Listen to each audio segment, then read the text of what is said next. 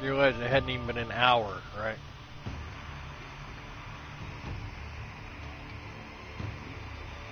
But now I got 3 of you to ride herd over.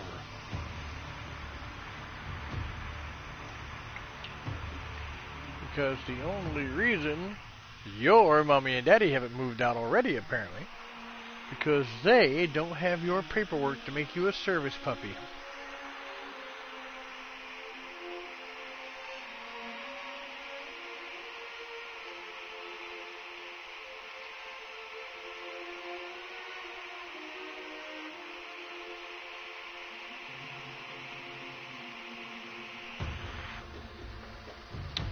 And ain't that just a bitch?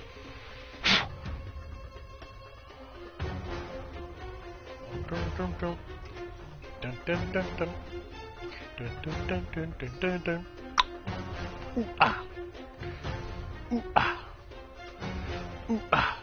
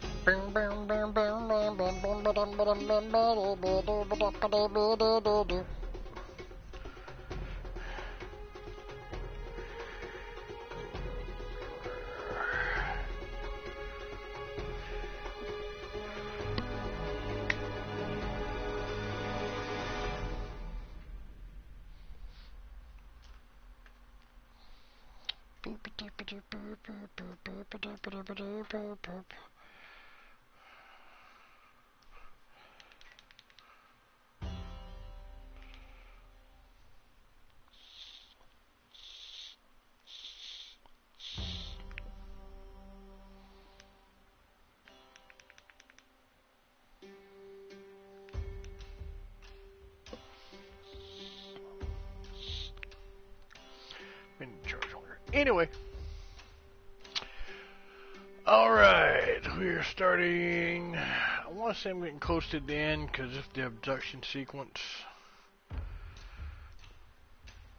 After this, there's the Lost Odyssey or Lost Chapters or what the fuck. It's just the ladies doing their own thing without Drake. And of course, there's Drake's Fortune 4 Thieves End, where they finally wrap everything up with a nice little bow.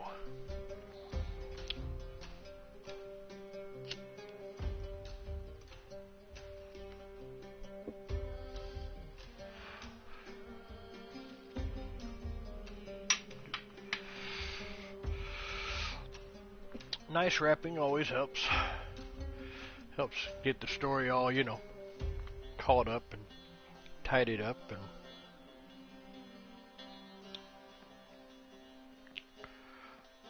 I'm a better storyteller with the game than I am with normal chat, I guess. Yeah.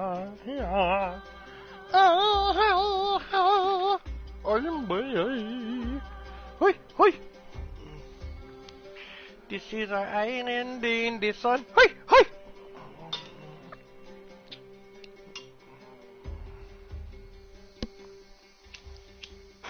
Oh, baby, light my fire. I'm gonna set this glass on fire.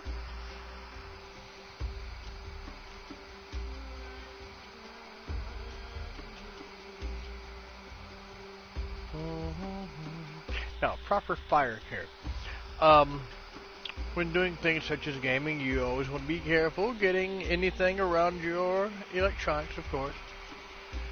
But especially when you're handling open flames. Kids, you should not be doing this. If you're under the age of 18 and never done it before, I request that you have an adult supervising everything so as not to damage yourself or your electronics or, you know, anything else for that matter. And if you do have to burn yourself, that you've got someone there to administer first aid. Me? I know what to do if I burn my fucking self. Answer is, do not run cold fucking water over it. She just wants your shit to bubble up and start to fall off. It's completely up to you. However, mustard, I know it sounds funny, but mustard is very good for helping with burns.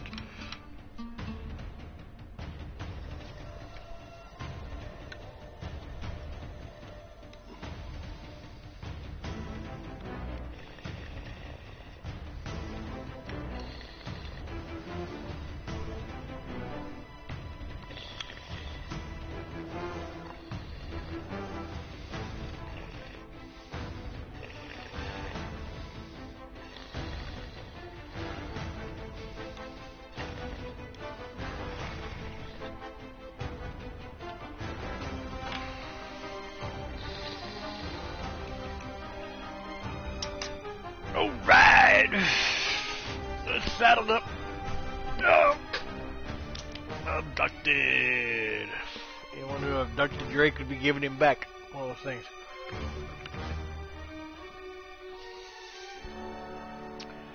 So I gotta fuck all. Oh, here's where I Shit. Got me in the goddamn middle of it. Oh, hi.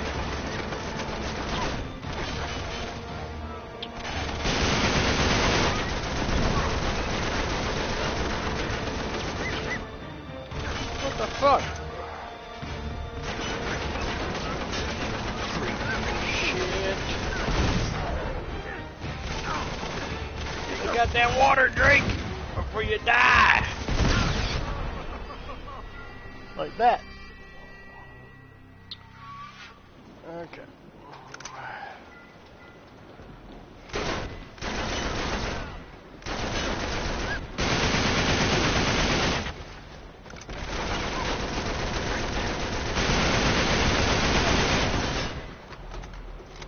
Oh, shit. Come from?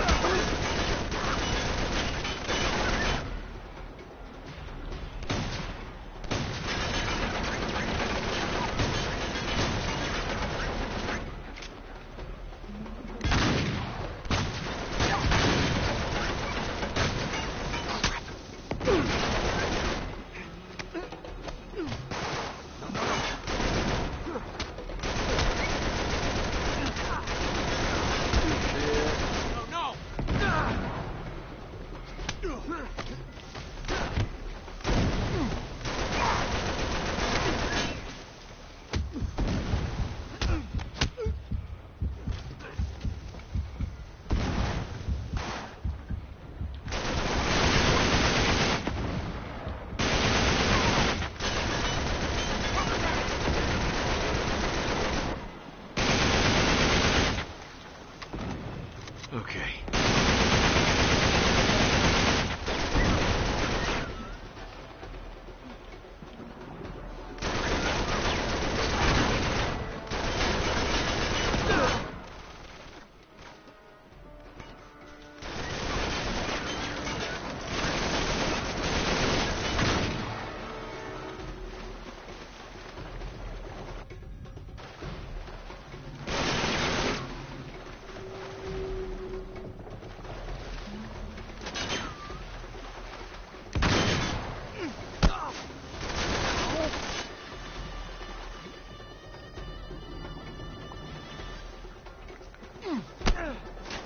This motherfucker here.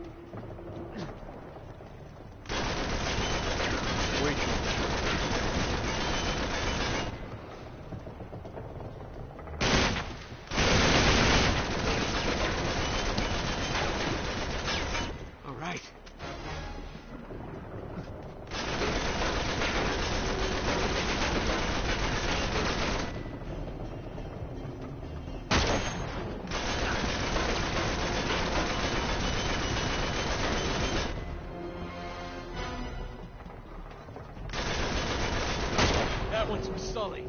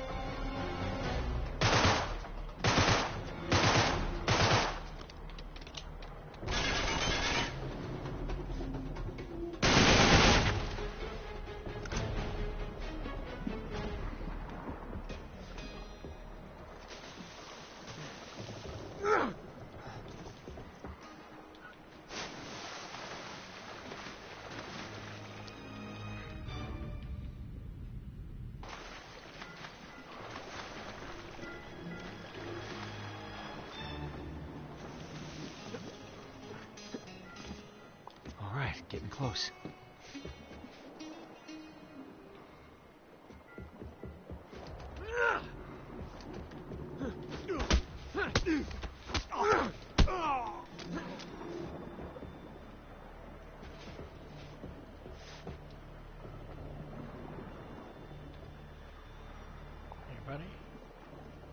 Anybody at all?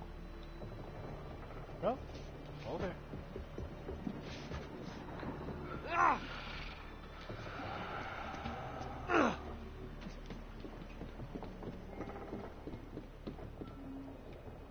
Grenade launcher. Oh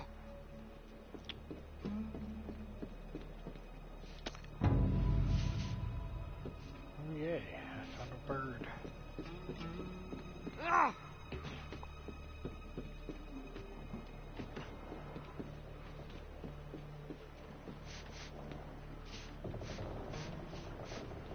Where the fuck am I trying to get to?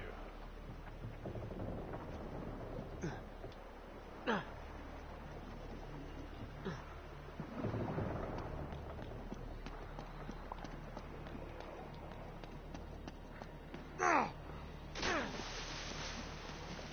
wouldn't get that fucking water any more than I had to.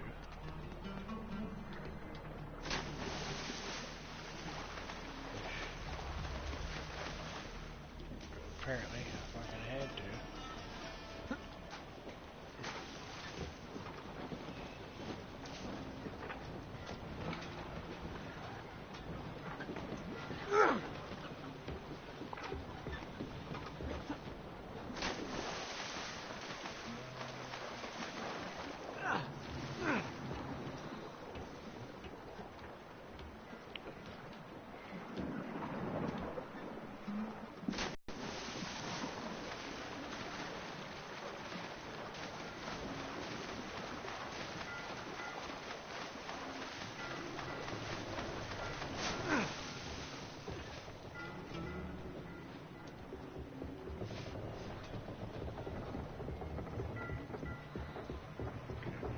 I took it. Come around. Over here. Jump over that. Jumped over there. That was always nice.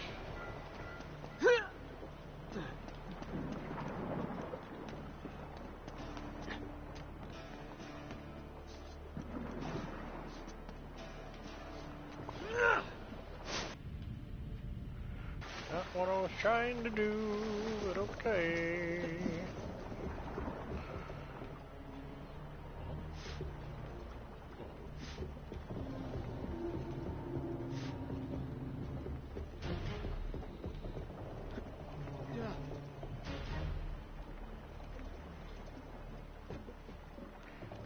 The fuck you say?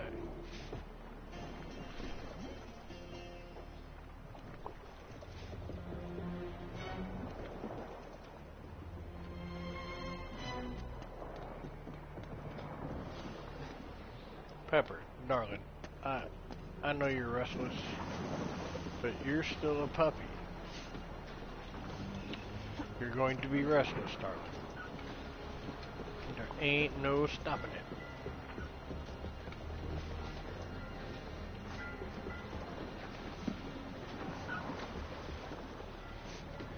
Fish to multiplying and stuffing it.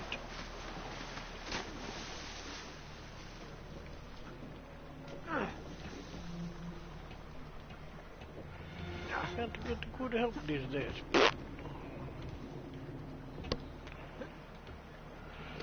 Motherfucker, where do I go?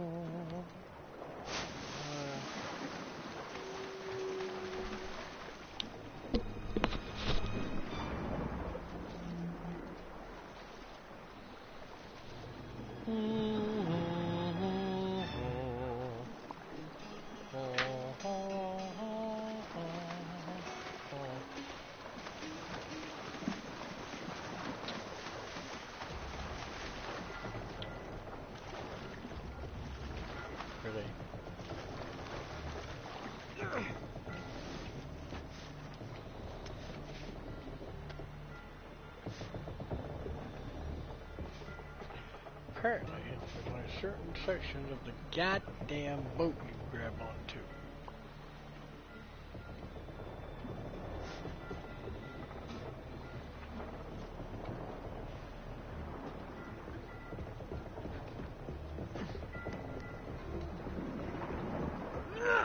How many times we won't complete this circuit?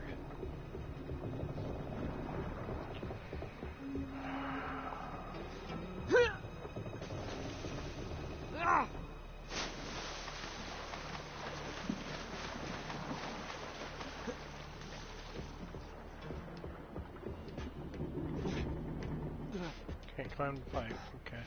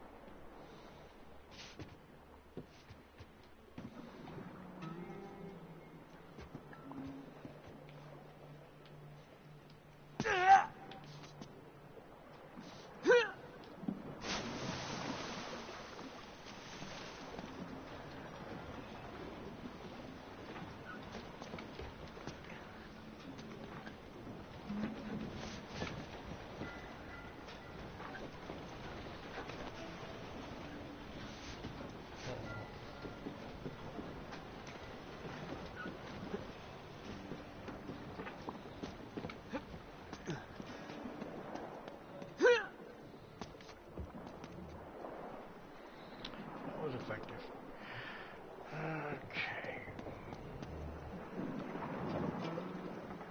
So, you know, I've killed every fucking body. I don't know where to go. Apparently.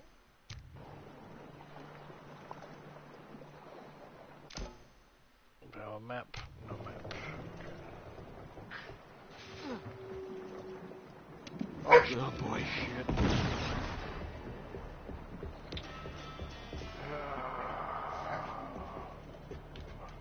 Hey, you two, knock it the fuck off. How about that? Do me a fucking favor. Hey, knock it. Hey! Knock it the fuck off!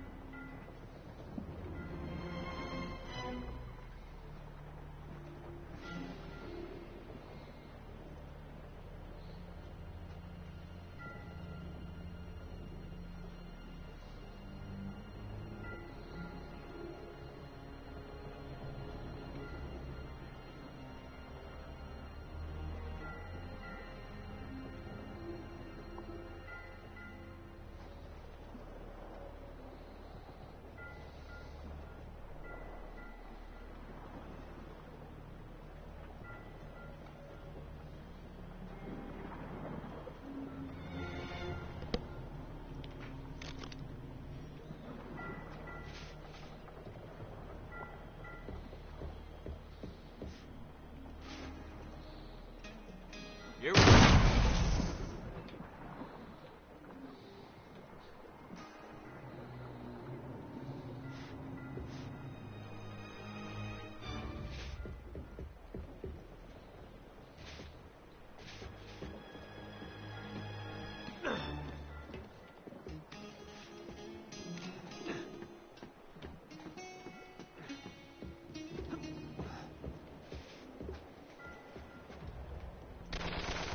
Whoa!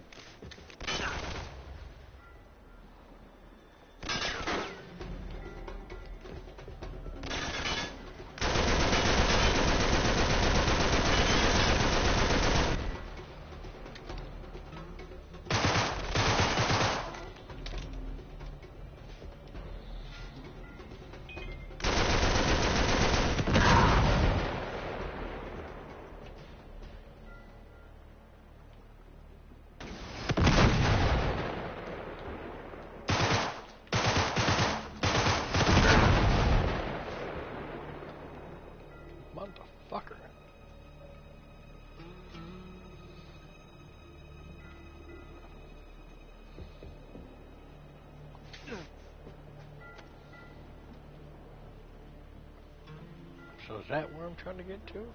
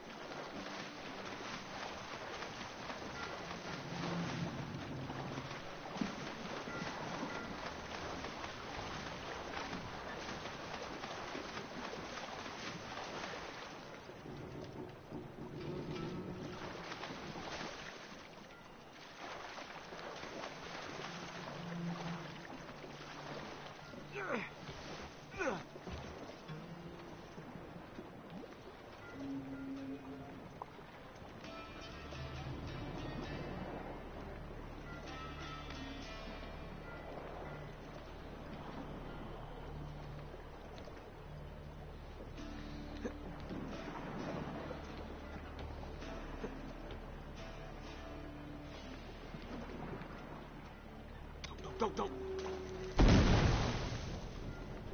Okay, yeah, don't do that again.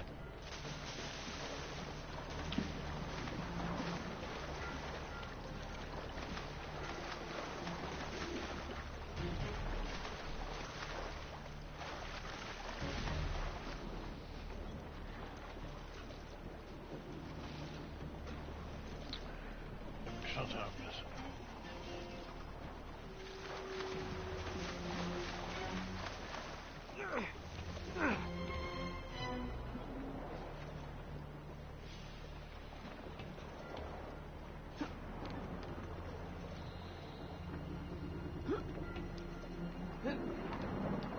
That's weird.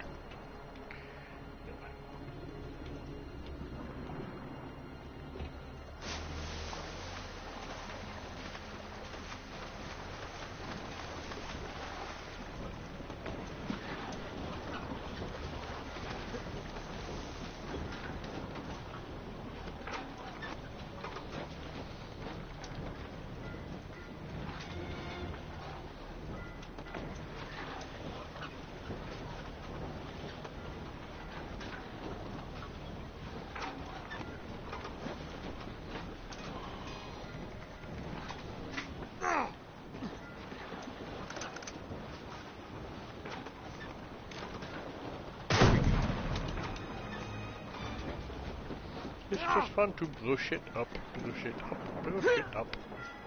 Hey, no.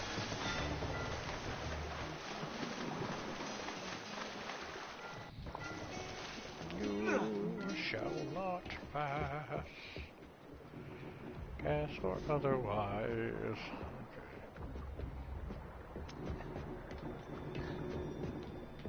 Okay. Who's a stuck bastard? Ooh, teacher, that'd be me.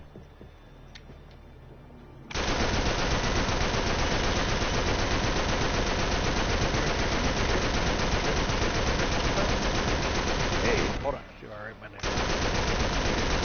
Come,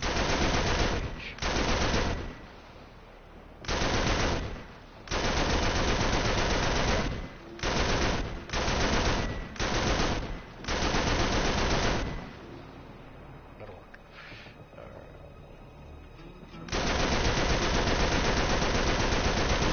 Suck, I can't even put holes in glass.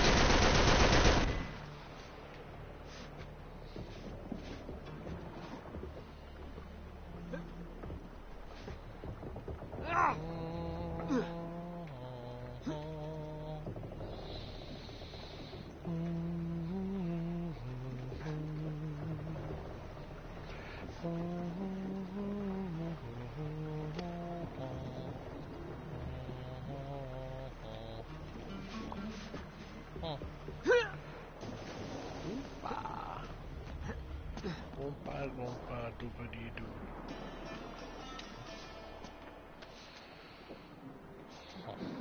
What the fuck? I'm just going in circles. Quite literally. Just circles. One up there, dude shot at me, I shot them. That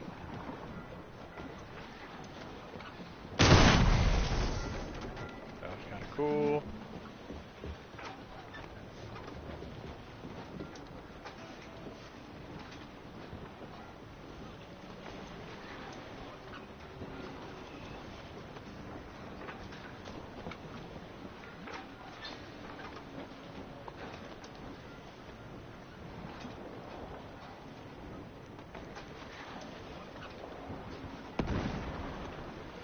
Nothing. That guy.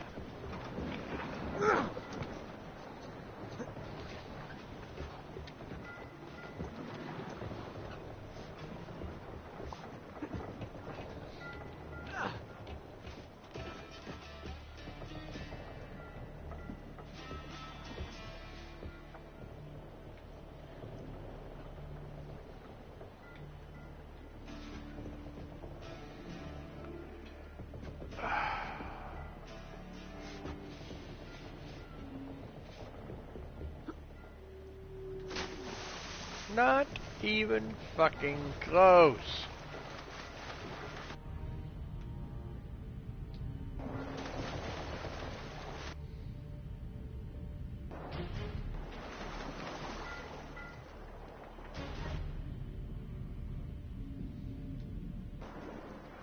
Or shit, the music is trying to tell me something. But what?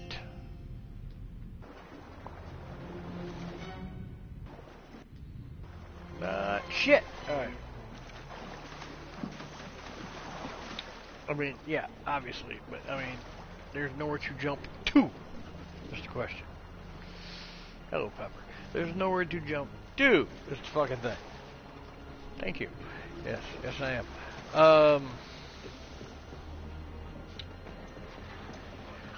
Fuck.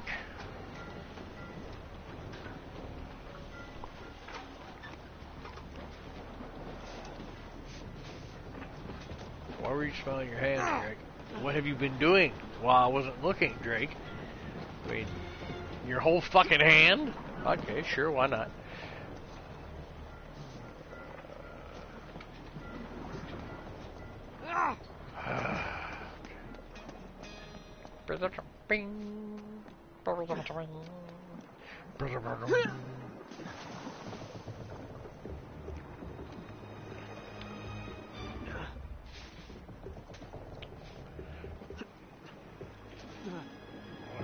That was supposed to be.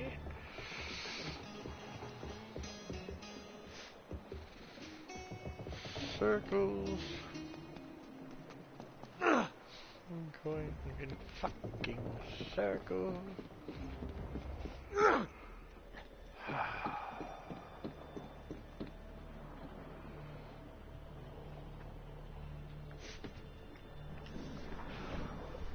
There's got to be something I'm fucking missing.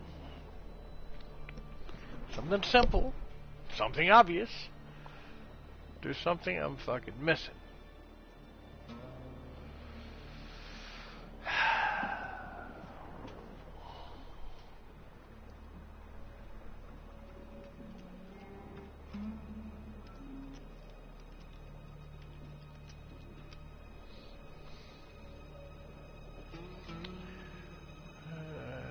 Dun, dun, dun, dun, dun.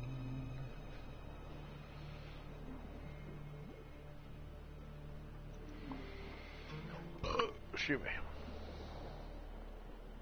Pardon me, pardon me. Excuse me, excuse me, pardon me, pardon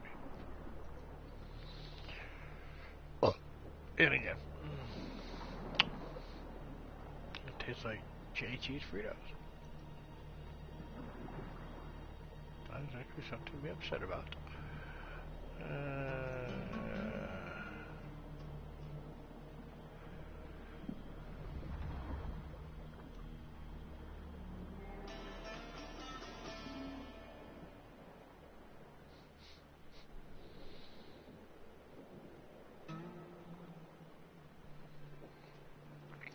goddamn level I'm on. Doesn't tell me. Okay. Well, that's useful. Bunker.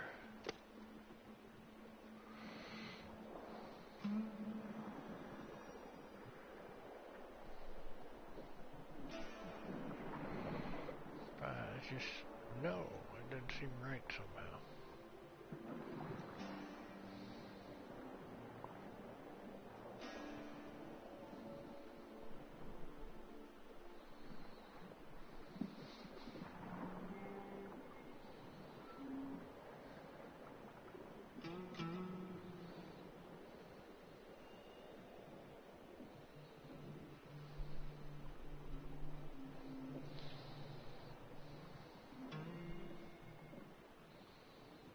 Trapped.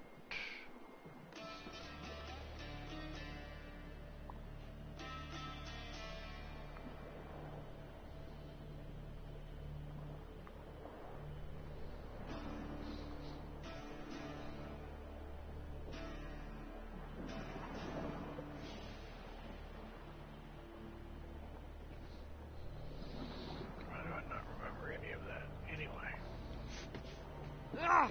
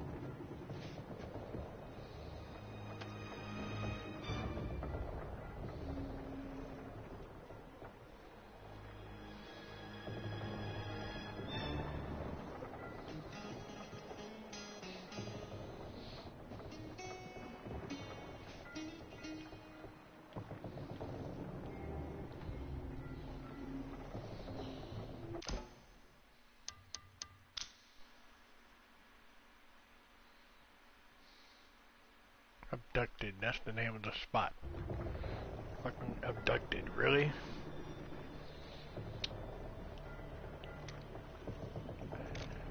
Oh, bunker.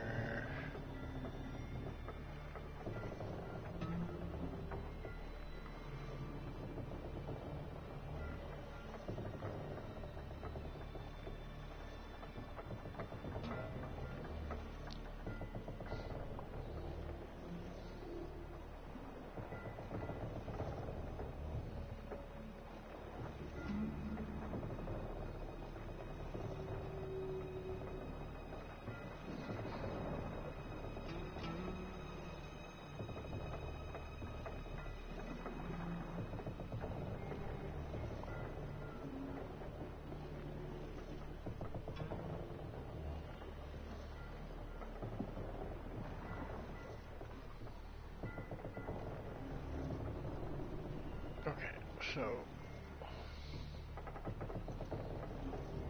nowhere does it tell me shit.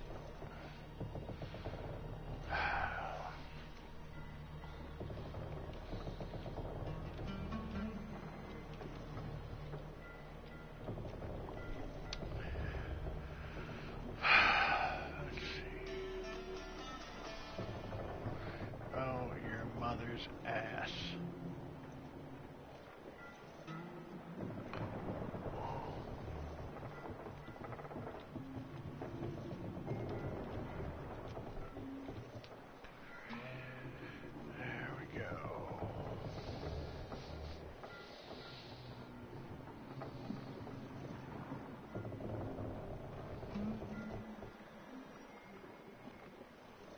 Seriously.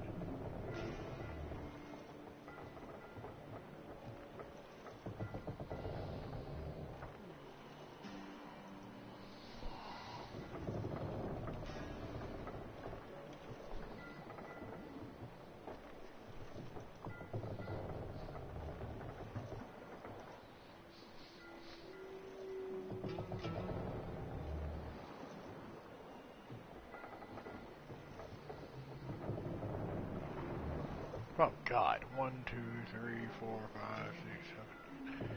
There's like 10 more levels to get through after I do this one. Marvelous. Alright, so.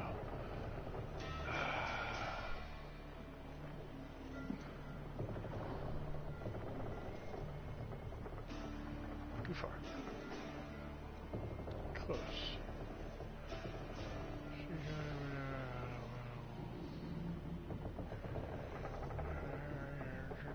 Yeah, I get that.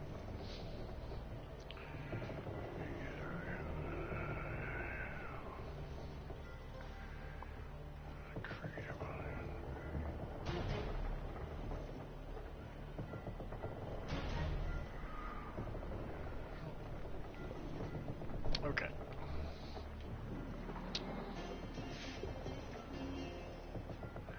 Crane. Well, okay, there's a couple of fucking cranes.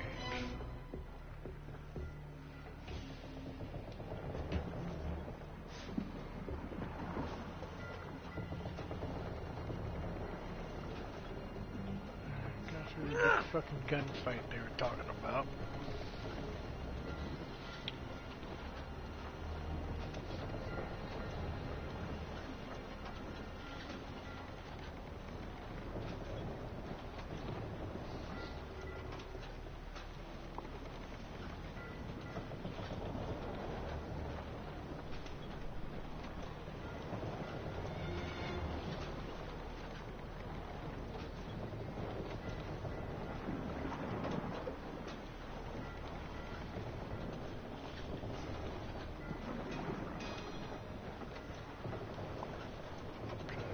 Across the walls and reach the ladder. What fucking... Apparently I did all this killing and I didn't get to the part they wanted me to. Oh, okay. It happens. Let's see. Ladder.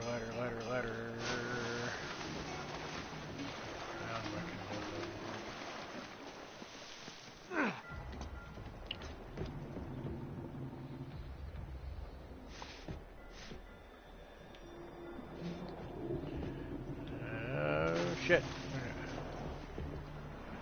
There's a crane. Kinda.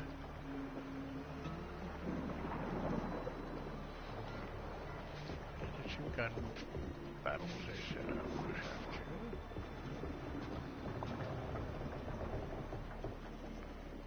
Still not seeing the goddamn crane. I have to push off a box.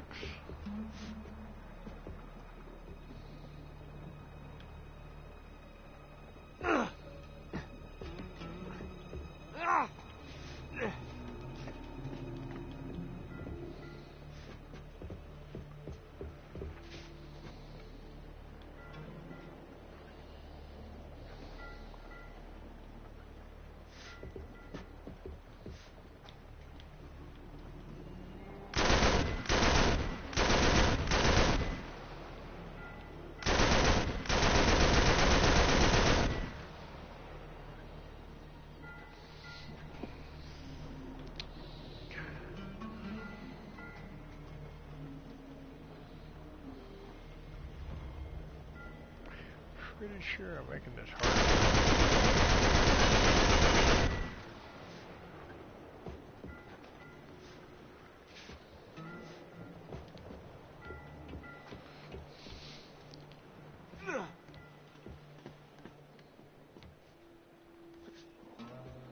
Ah. Just been going high enough. Oh shit. Don't fall.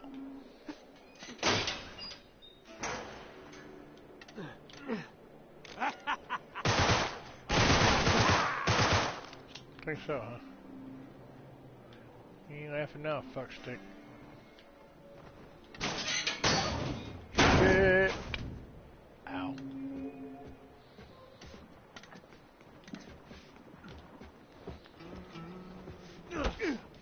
Get off.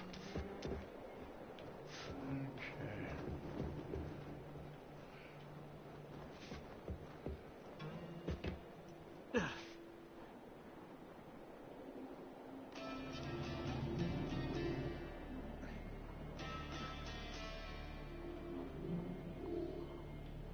Flush him out! No, no.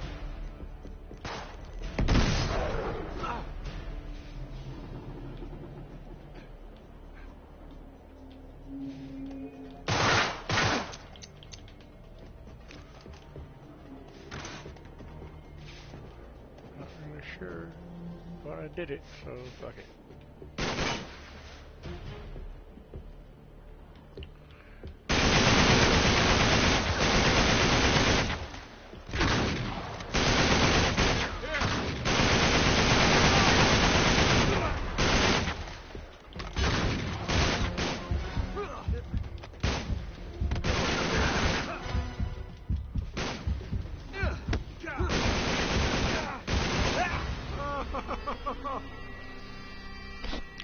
Yeah, you a big bad motherfucker.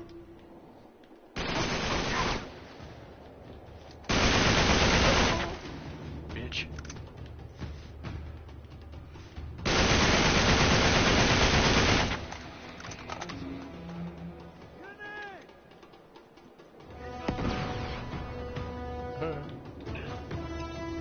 Clear out!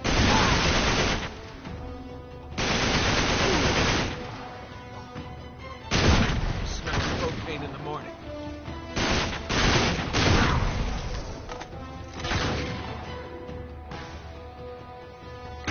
Oh boy. Oh shit.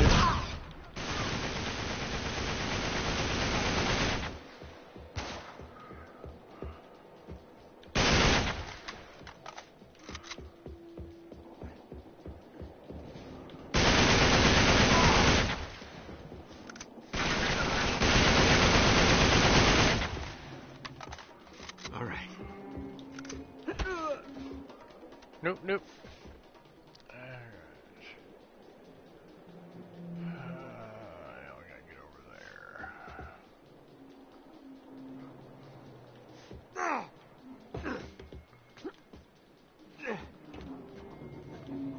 Wait, that's an idea.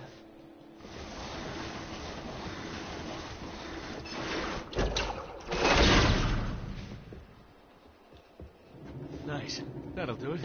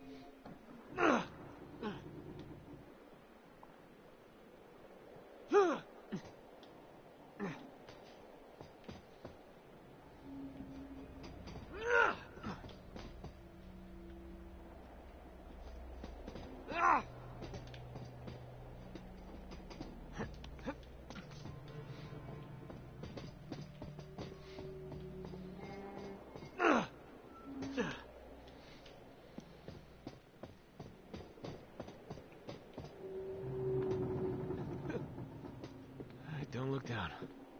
Okay. I gotta get one shot at this.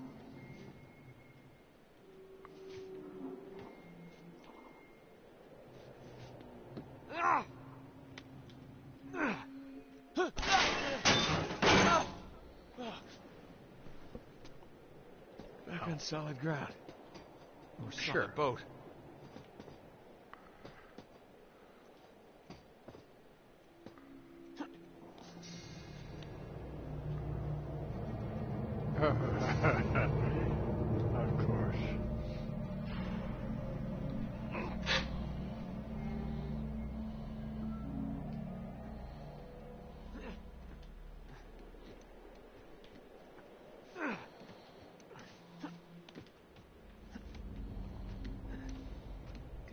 tetanus shot after this.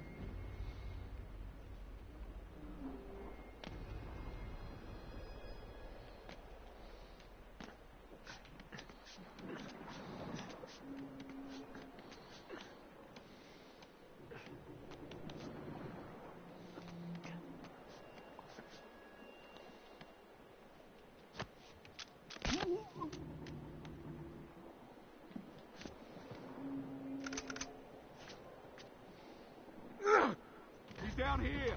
Keep an eye on him.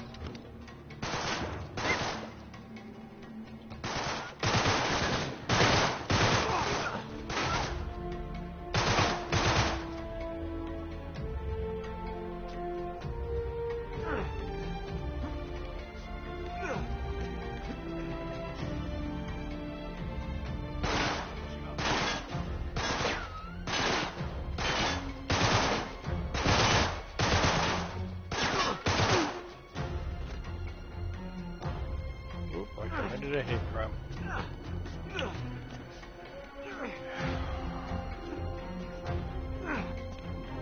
Your step.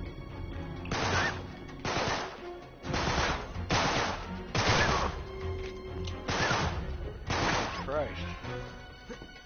You're dead. Damn near. Fucker. That's right, die screaming, bitch.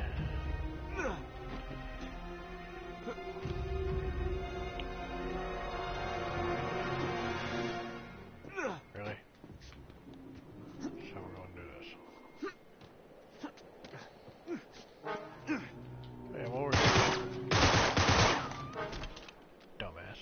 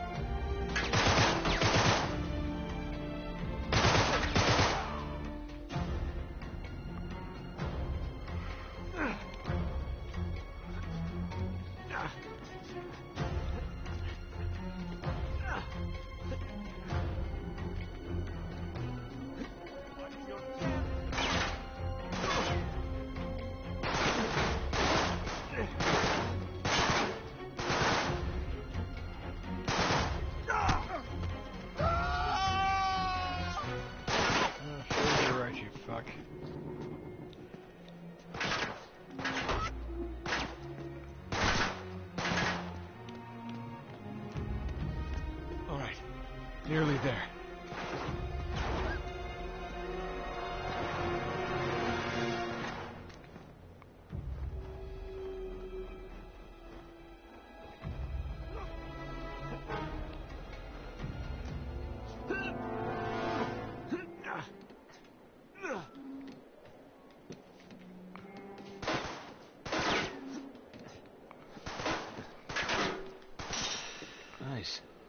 be Ramsey's ship.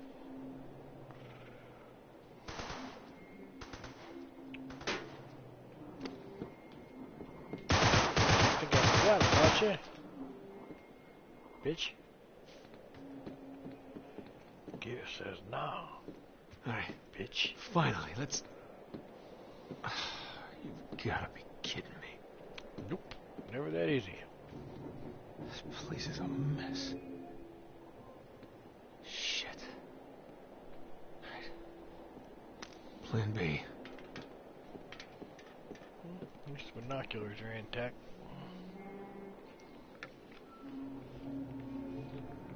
Wait, For what? Ah, where are you headed? you know, over there. That must be where they're holding Sully. I gotta get on that ship. Ever the master of the obvious, Mr. Drake. Before we go all Batman.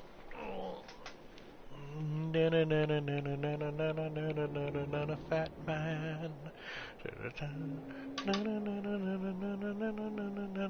Cat man.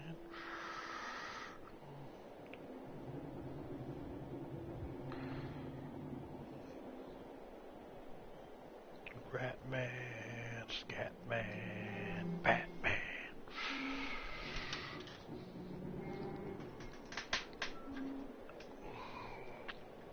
Yeah, Scatman wouldn't work as a superhero. He'd give away his position all the time.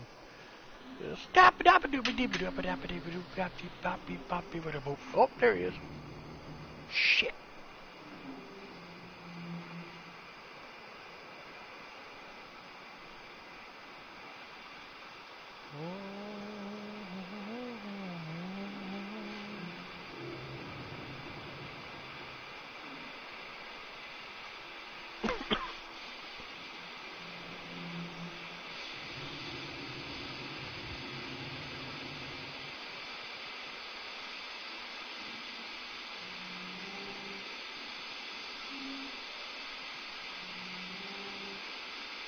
We're making the dab rig red. We're making the dab rig red. Don't touch this thing or you will scream. I say that's what we said. Oh! Get we go ahead. Making the dab rig red.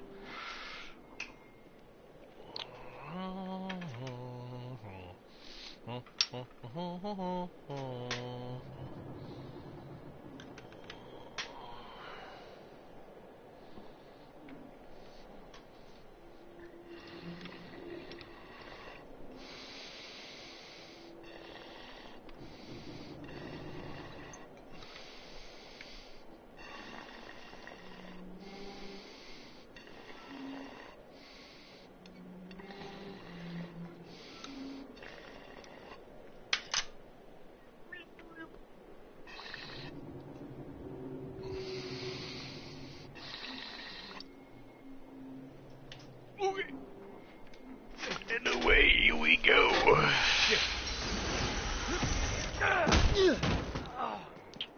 Ow. Really?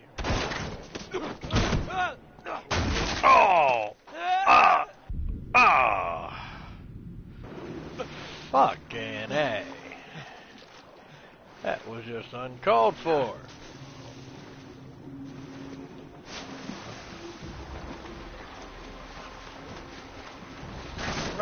Whoa! I swear, when I get up there. Shit. Oh, not a good angle. Motherfuck! Sniper fire, man.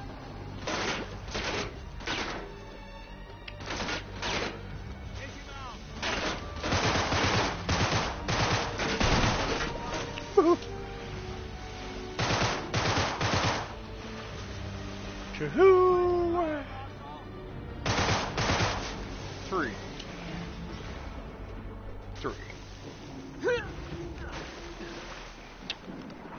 That's how many goddamn elixir checks. Excuse me. Excuse me. Bless me, Father, for I have sinned repeatedly.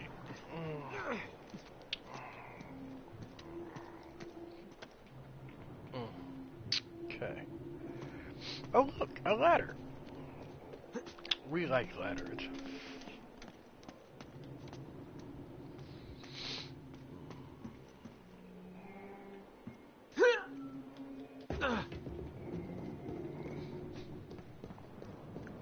Who's there? Not me. You're seeing shit. No. Marvelous. That was goddamn genius at work. And he's not alerted. I love it. Now he's alerted.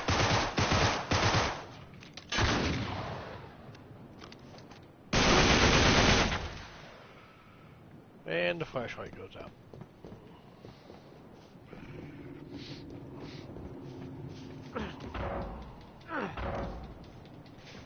Put some ass into it. There you go. If you do it, put your ass into it. Alright. Now we're getting somewhere. Are we? We gotta make it to that boat. You gotta make it to that boat. Gotta make it to the boat. Gotta make it to the boat.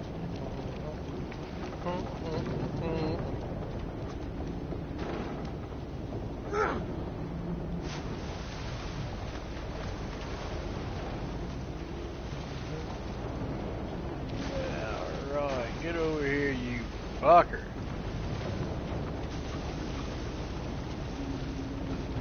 Who's there? Oh, you know. It's me.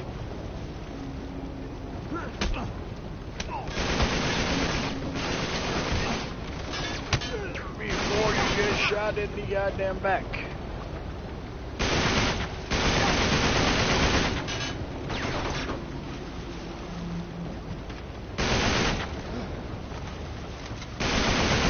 What kind of reaction is that shit?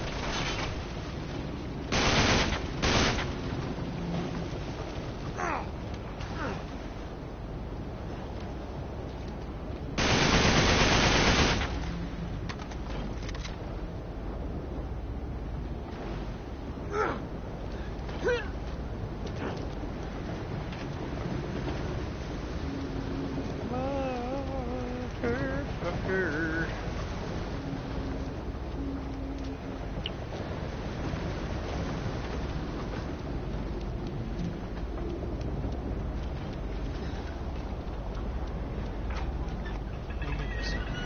On my way.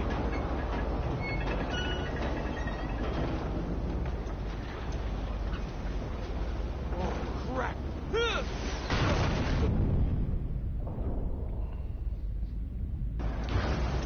Damn it.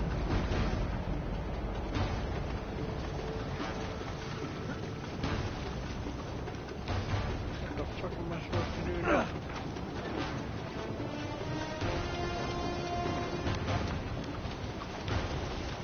Well, swimming it ain't a fucking option. Oh shit.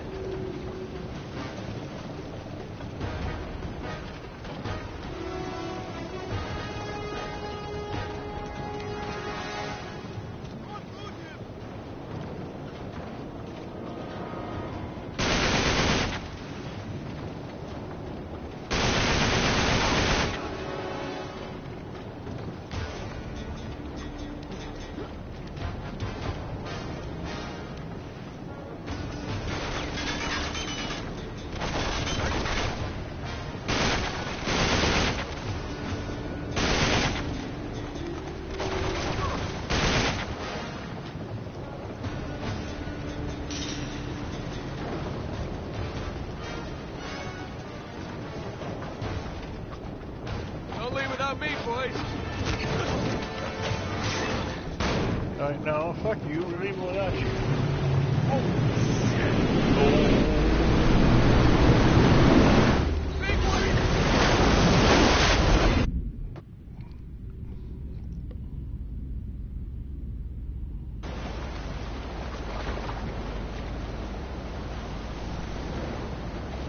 The fuck? Drop that on. Can't let you boys leave me behind. Ah!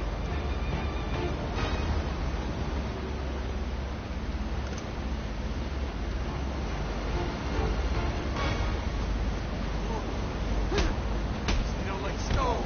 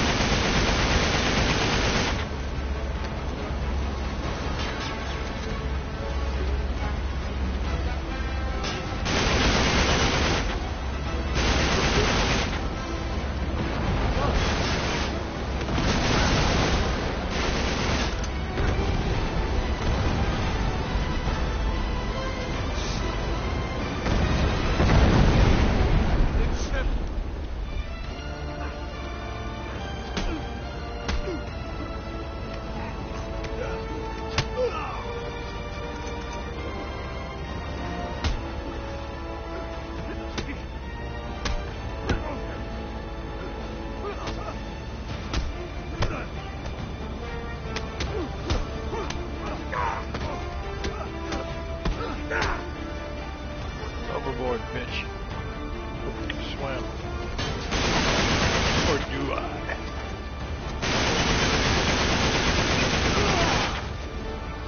Oh shit! How did that come? The big boat.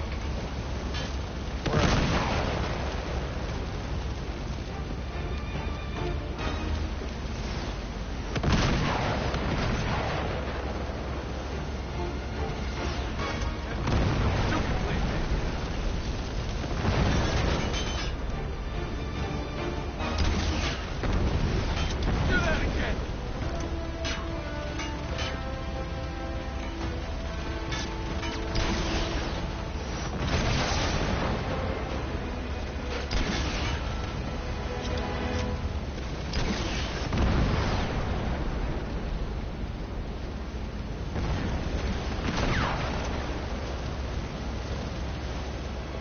Steady.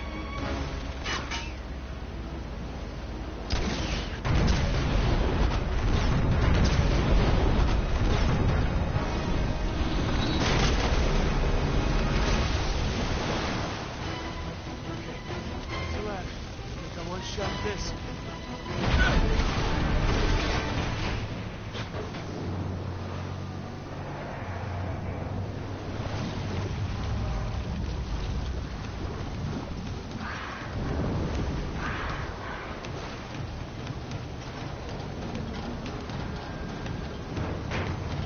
All right, Sully. I'm coming. So you're not even breathing hard, but yeah, you breathing kind of hard. Oh, crap. Oh, these goddamn boat's trying to kill me. Gotta get to the upper deck.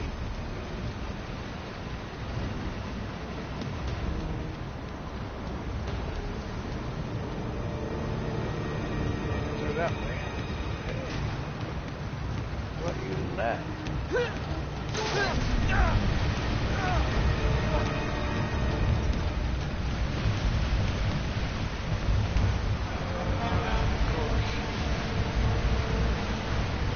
Drake game without him almost falling. Don't look down. You shouldn't have to tell me.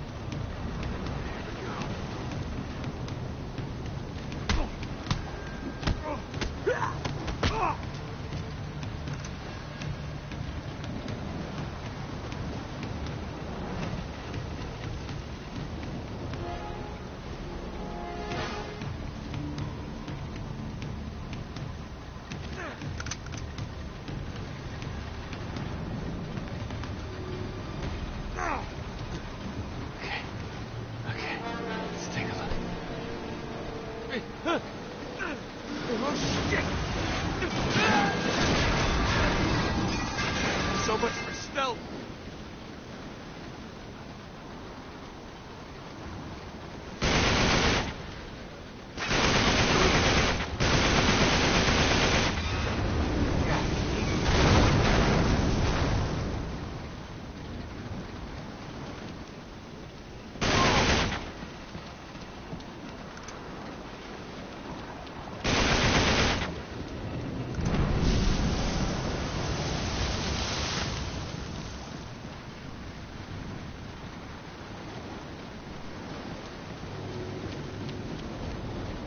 Where did that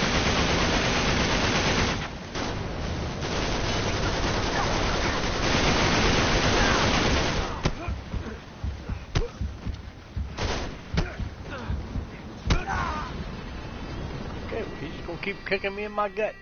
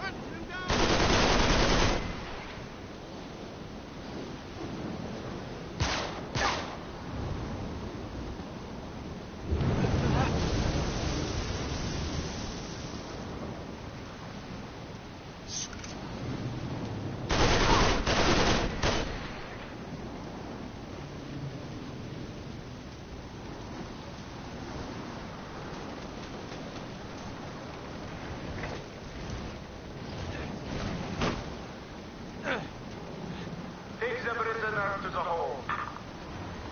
The hold, huh? Thanks for the tip, Ramses.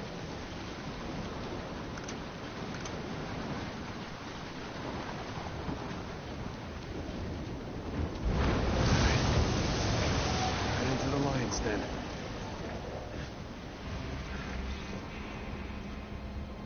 Damn it. Let's try to do this quietly. Yeah, 'cause that always works out.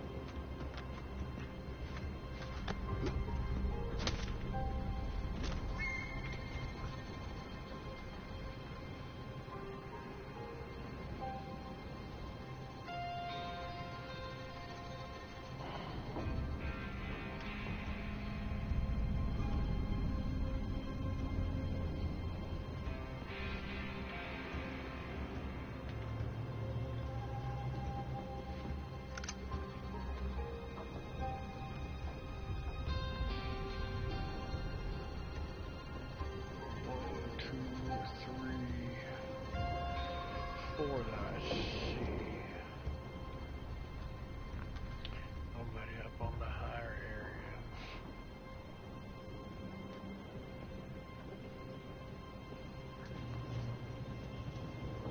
Yeah, this is well hidden.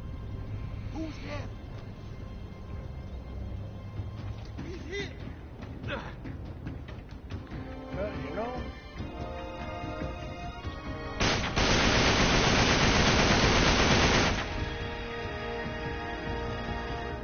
Look, there's more of them.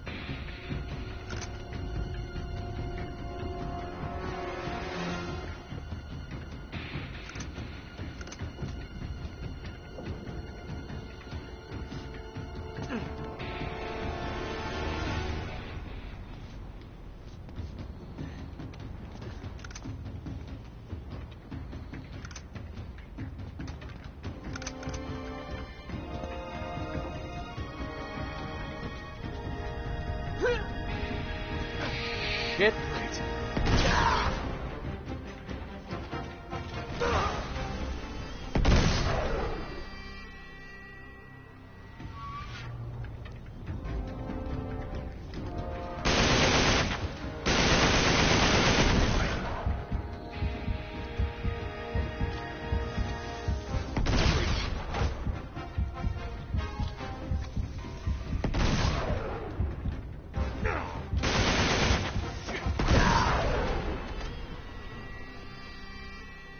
So then I go so good.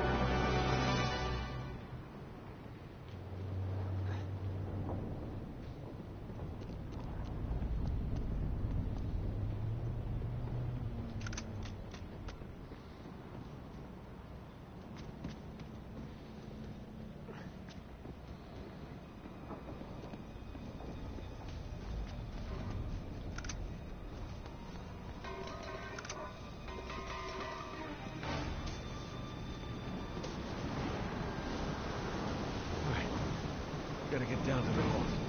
Find Sully.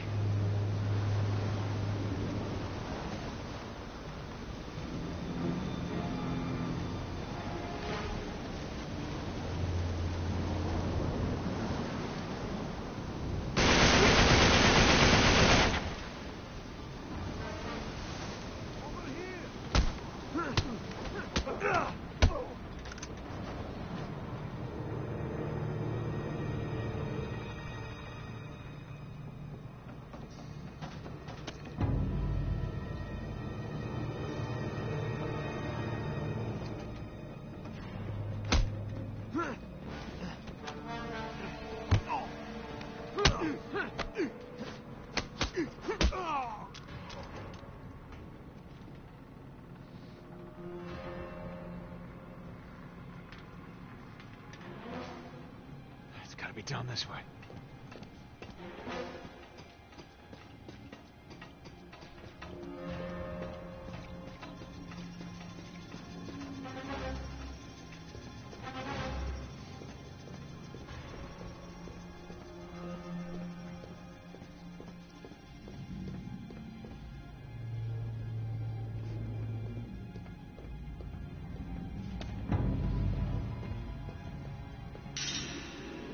Here he is.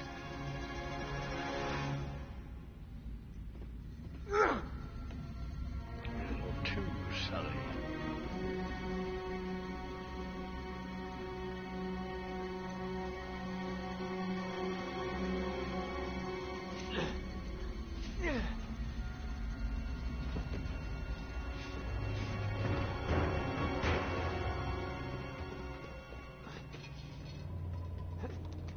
Sully! Sully! It's Nate! Sully! Sully?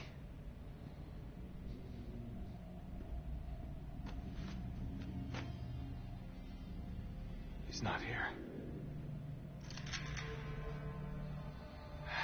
Crap.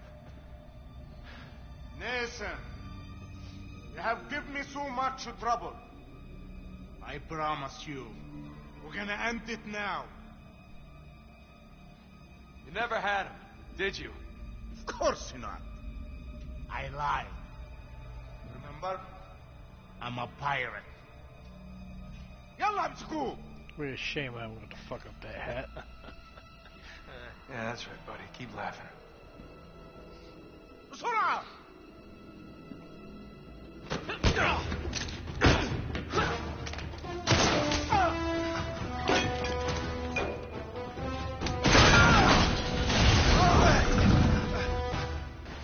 Bro, for a fucking spur of the moment deal, that was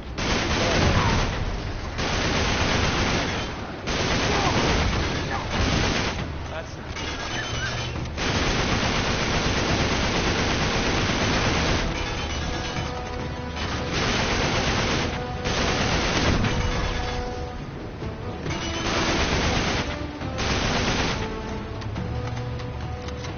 fucking next.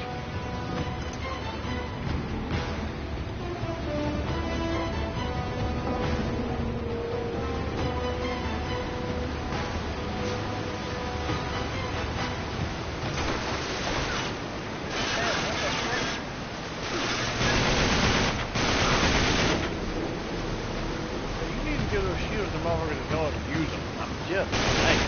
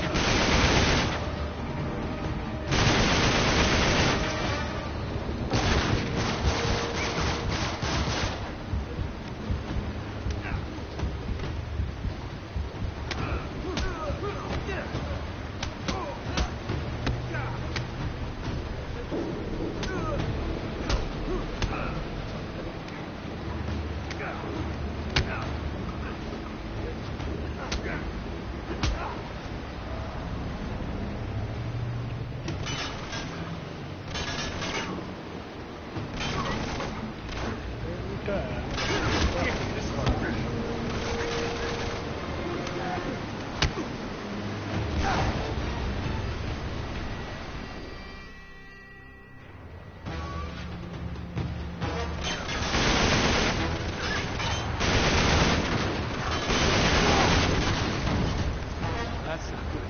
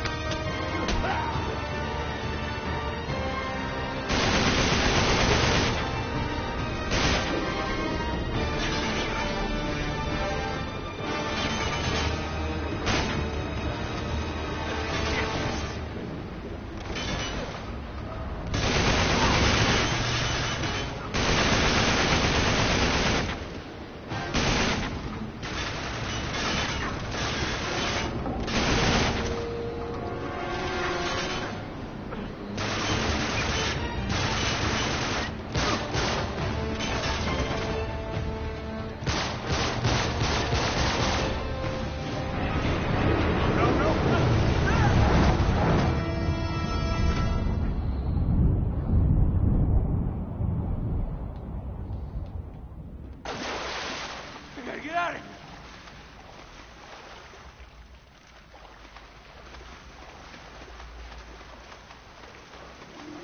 here!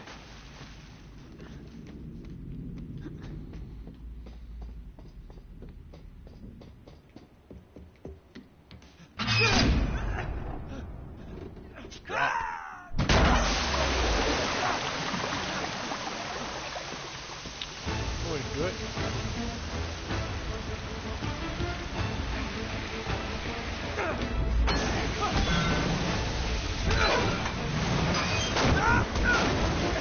Ouch. Don't panic. Take a breath. Use the water to get the weight off of you.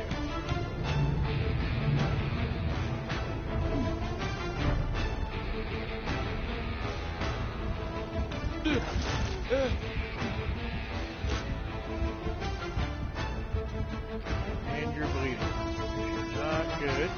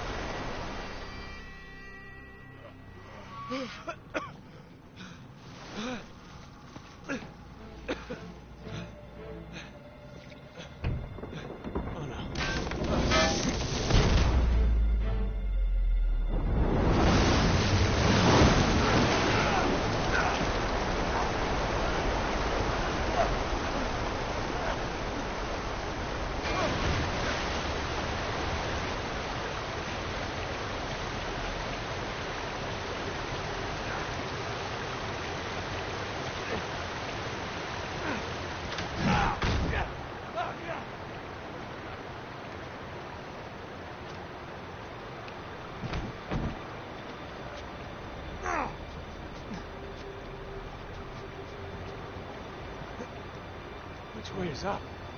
Well, you'll figure it out, Alice.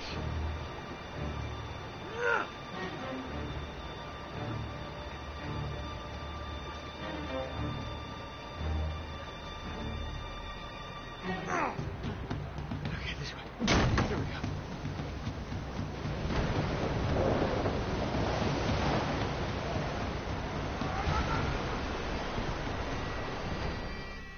Not that way.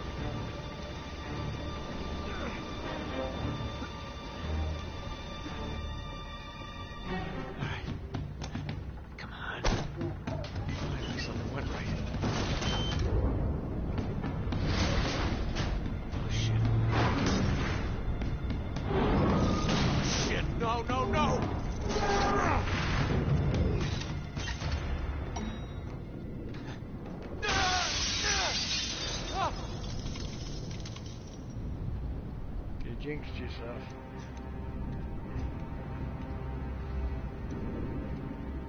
Can't get much worse than this. Yeah. What you say that kind of shit? No! Missed again.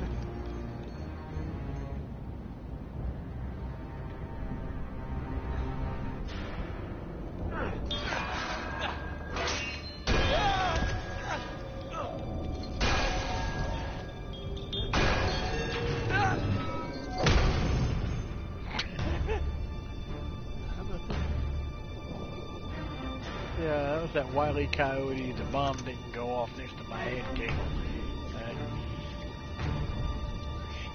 Let me get out of this aquarium.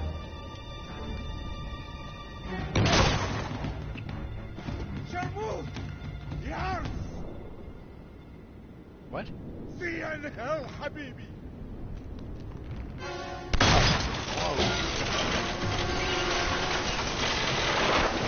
Then you called me Habibi? You son of a bitch!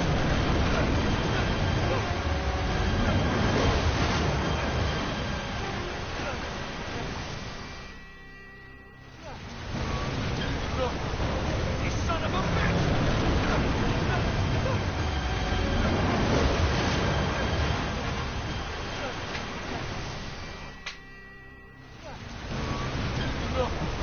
You son of a bitch!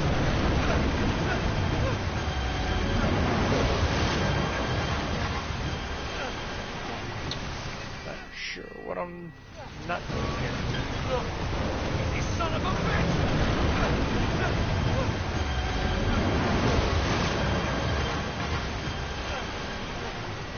I mean, You son of a bitch!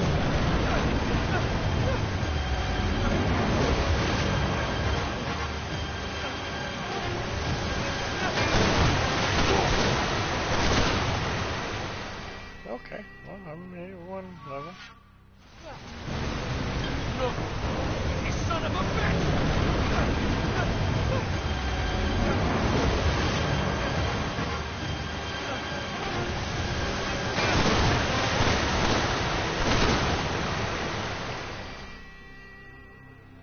Getting hung up at that corner. You son of a bitch!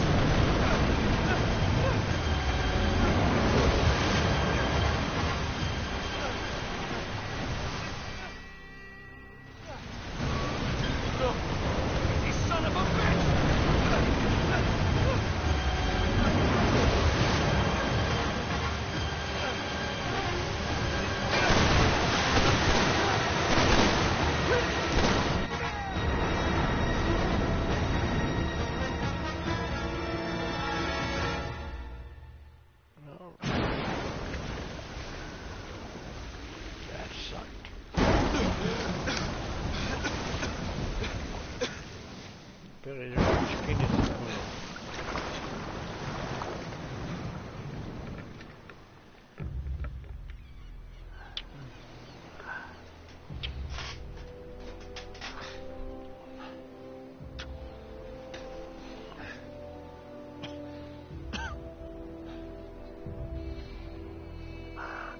He's like, damn, he woke up.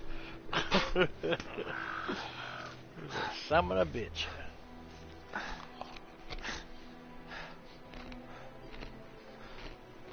How convenient.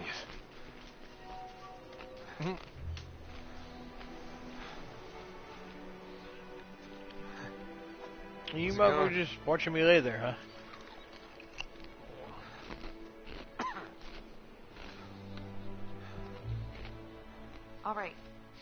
All right, yeah. Yeah, I understand. Hey, can you call me if anything changes? Oh my God. I gotta go. Nate. Thought this was frowned upon. Shut up. I really thought you were gone this time. Are you okay? Is Sully? He's alive. But they've got him. What? Where? They're in a convoy headed into the desert. We gotta go. No, whoa. No. No, it's not. It's not that simple. Come on. Never is. They got at least 2 days head start on us, so we'll never catch up. We gotta try. Listen, I've got a plan. But we're only gonna get one shot at this. Okay. They're loading up a cargo plane at the airport. They're gonna make a supply drop to the convoy. We gotta be on that plane. Exactly. You do realize that means parachuting in, right? We've done it before. Not well. Okay. I could really use a glass of water, and then we ought to get going. No. My contact at the airport says that the plane isn't taking off until dawn. In the meantime, Get a nap.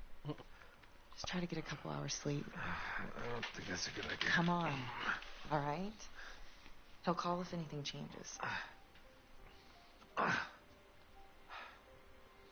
You're really gonna do all this on your own, huh? For Sully? Yeah. I like the way you think. I know. No, I mean, that's... I know what you mean.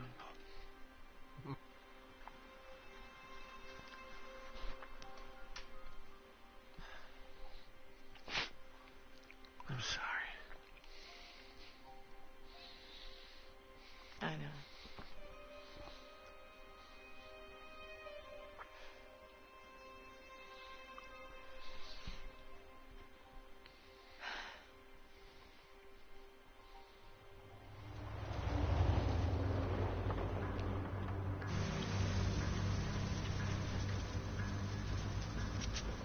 There it is.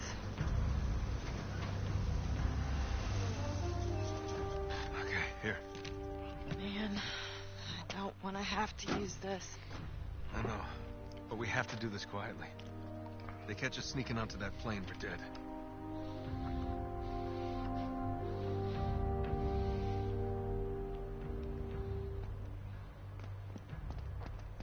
I guess we aren't Hey, going Nate, this over way. here. I think we can cut through the building.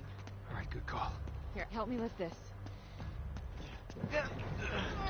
All right, go under. You got it? Okay. All right, let's set it down.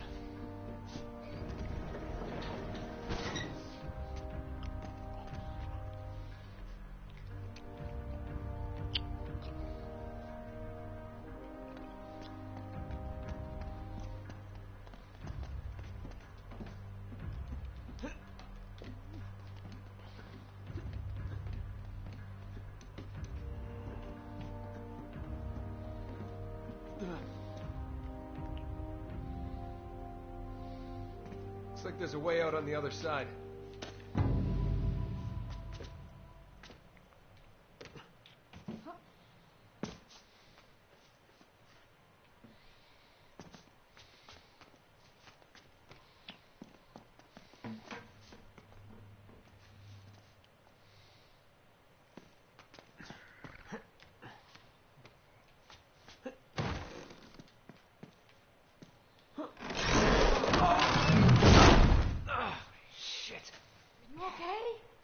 Yeah. Yeah, I'm great.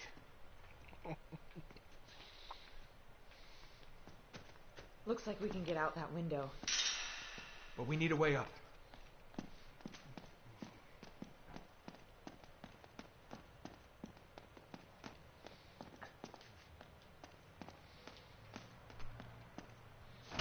If I put it in neutral, I think we can push this. Here, I'll push. You steer.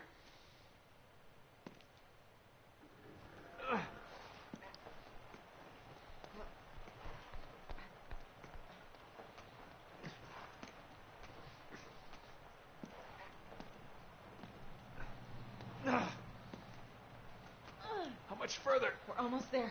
Keep going. Did you bother to look for keys? Keep going. All right, hold it steady. I'm gonna climb on top. Hurry, hurry. It's slipping. I can't hold it much longer. Shit.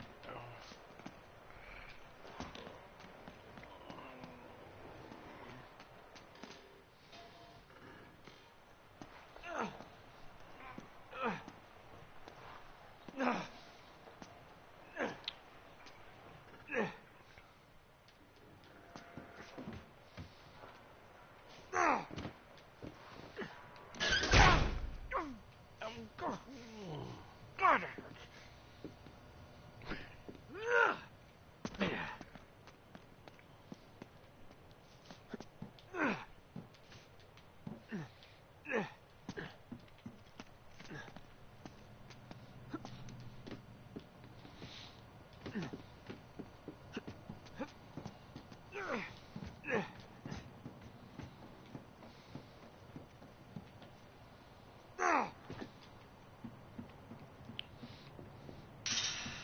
Man, that's a big plane.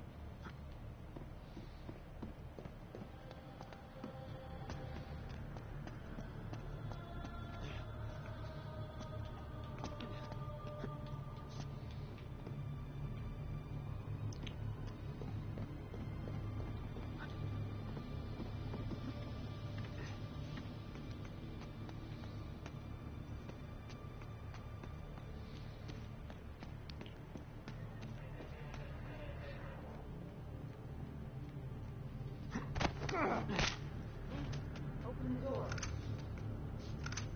Open the door, Nate. There's some kind of lock or something? Oh, yeah. Hold on.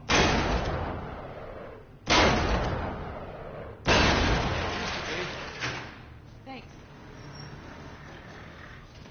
Shit, get down behind you.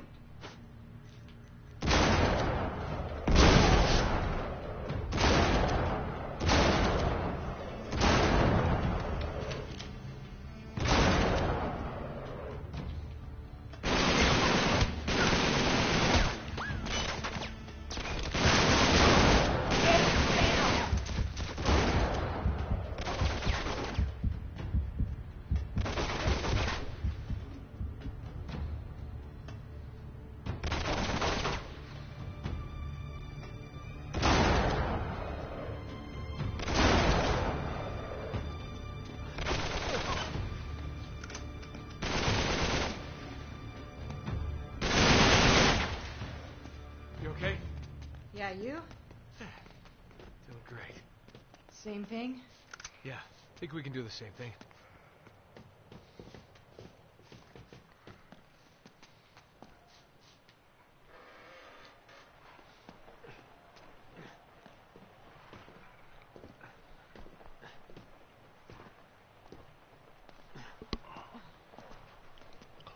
Oh, That's bad. That's really, really bad. Get down.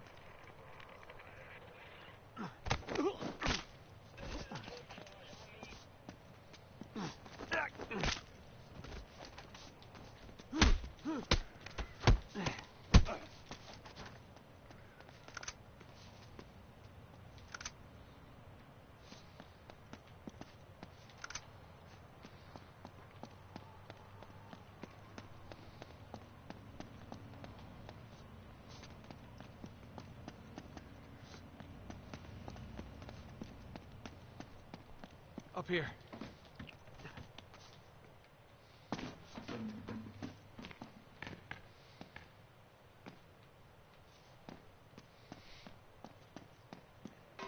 it. How many of them are there? Too many. We just have to get through here as quietly as possible.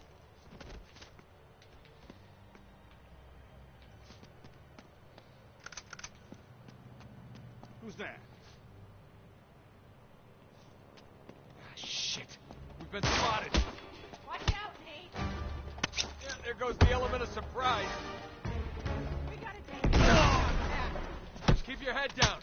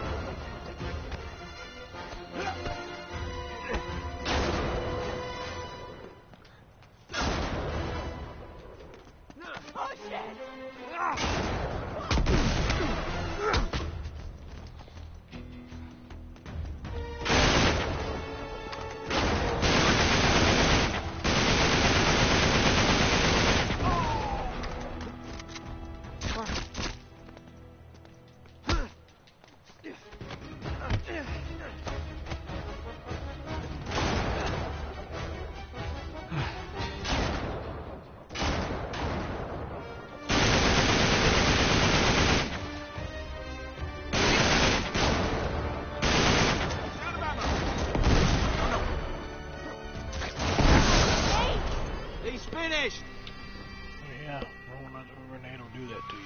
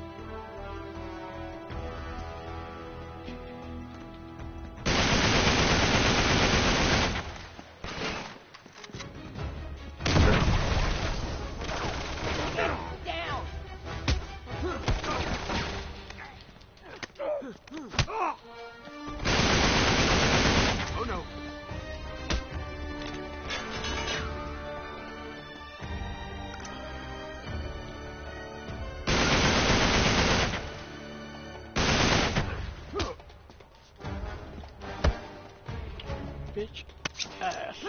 Get away from me.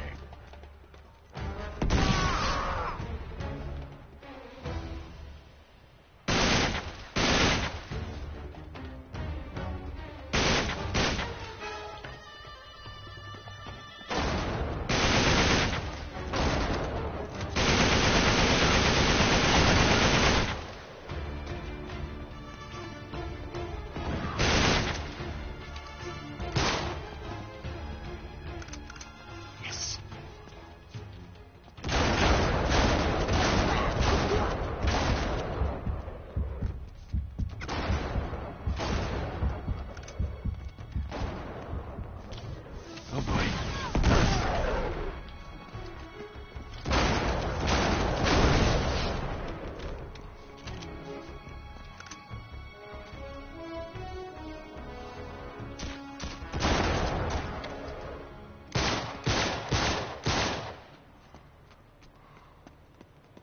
All right, follow me.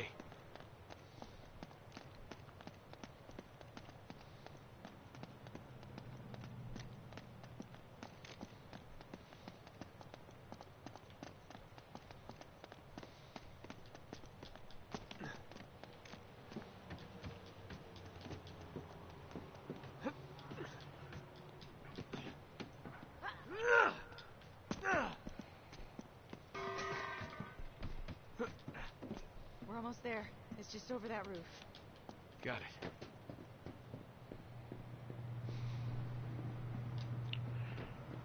There it is.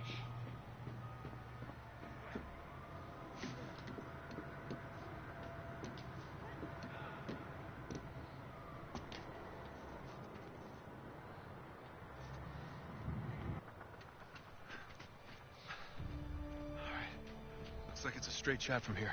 Yeah. I'm gonna climb to the top, then I'll help you over. All right.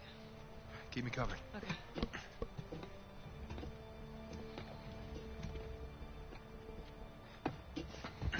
Hey, what are you doing? Helena, listen. Oh, damn it. I knew you would try something like this. Don't. Please.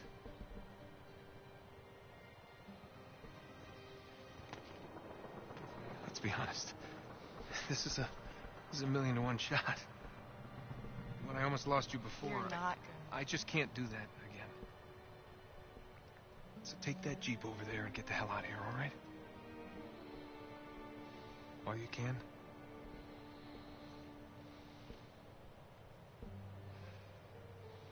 You haven't got much time. Go.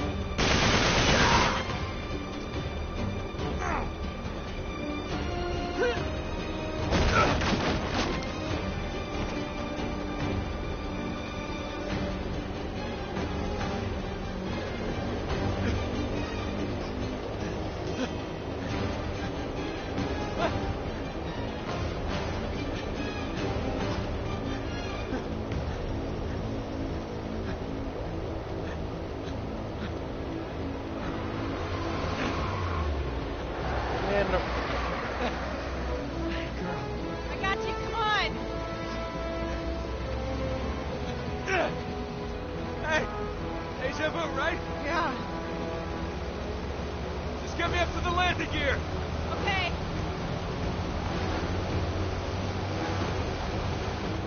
Careful. Keep it steady. To the right. Or this way.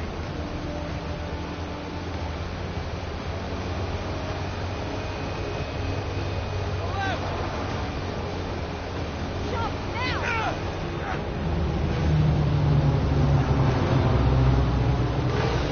God.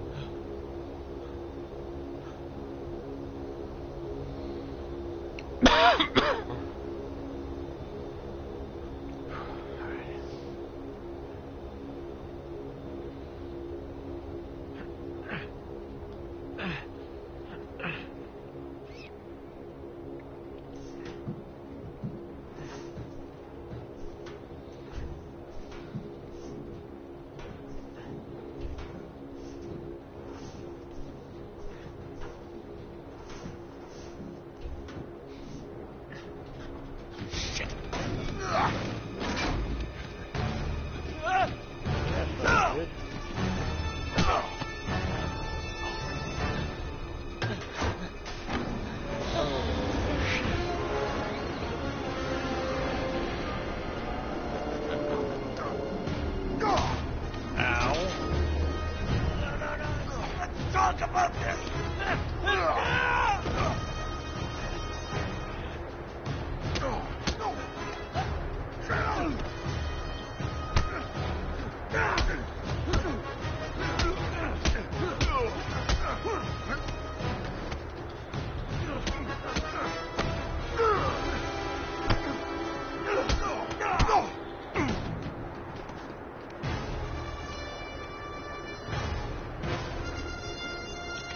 Come on. Come on. Come with us.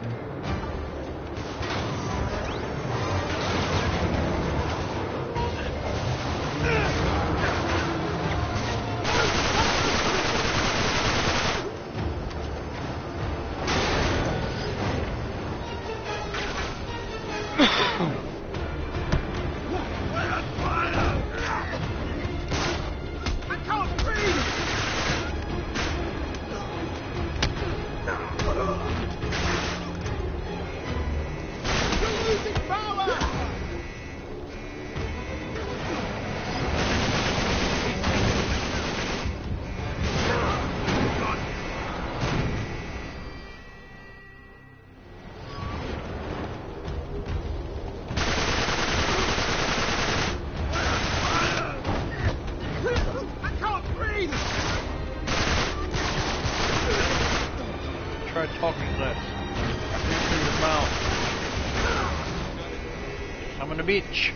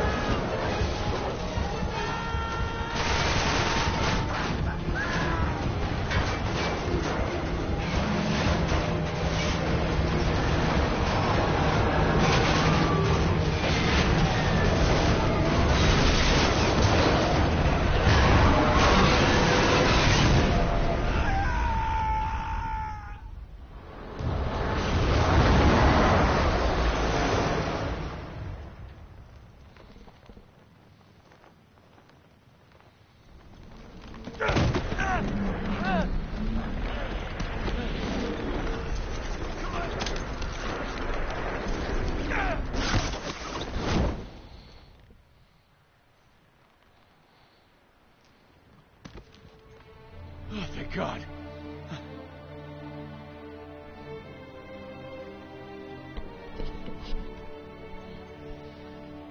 Oh, no. Oh, this is not good.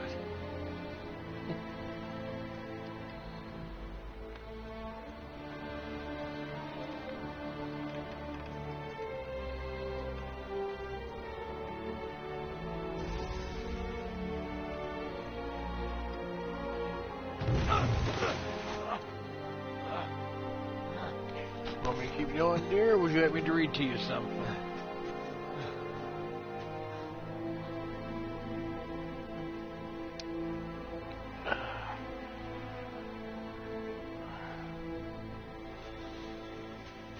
Okay, gotta think.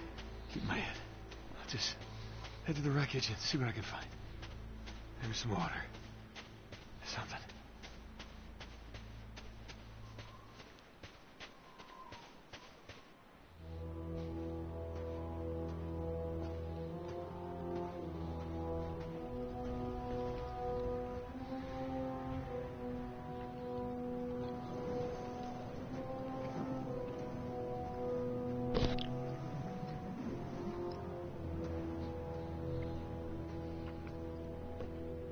Well, yeah, it's something. But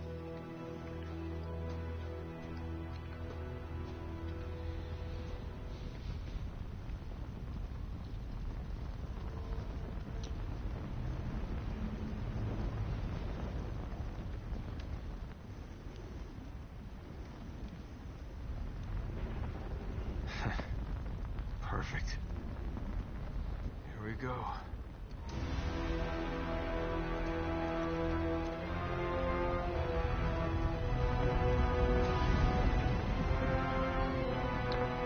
you'd figure somebody would notice a fucking explosion that big.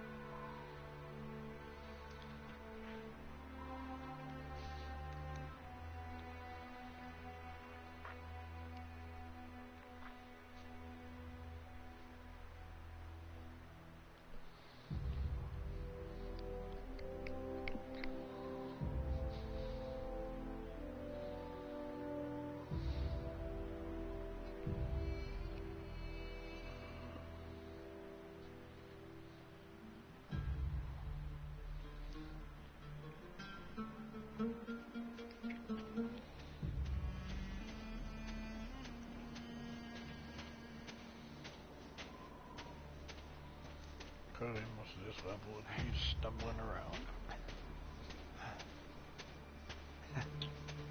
Hating the sand. Yeah. Imagine so. So hot. Let me just find some water. Some water. Good. Oh, look, a rummage sale. Oh, well. That was it? Oh, thank God.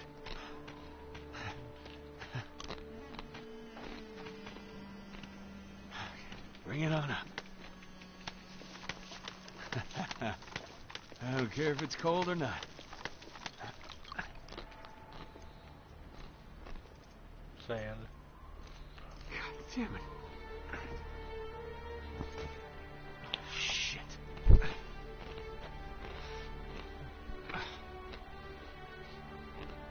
You gotta be kidding me. Now what?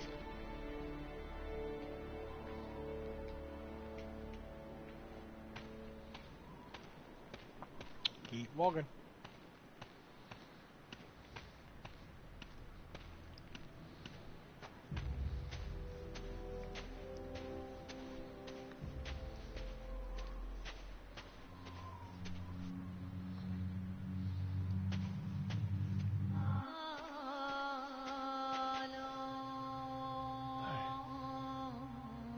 Sully?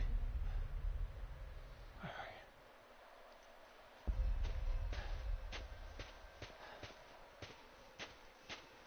Oh, come on, Nate. Okay, this is Orion. This is the Big Dipper. Shit. Should have been in the Navy.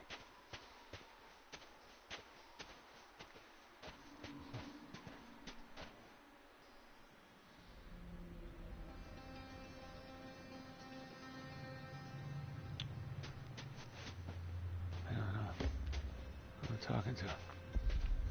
I'm exhausted.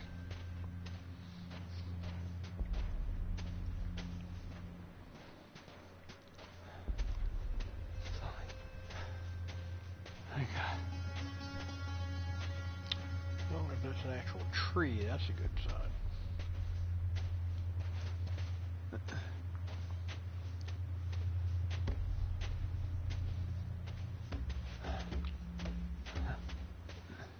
the hell is that?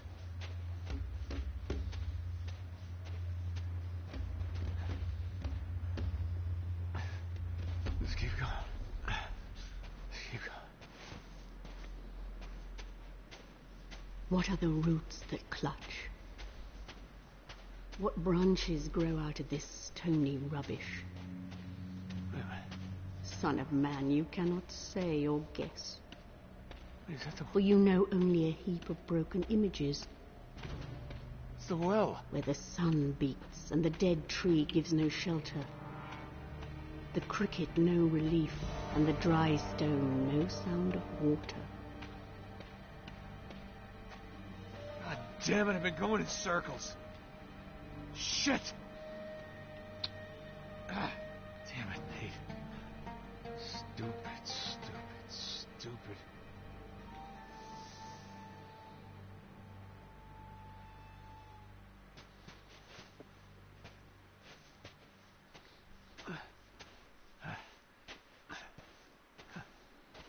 Only there is shadow under this red rock. Come in under the shadow of this red rock. I'm walking.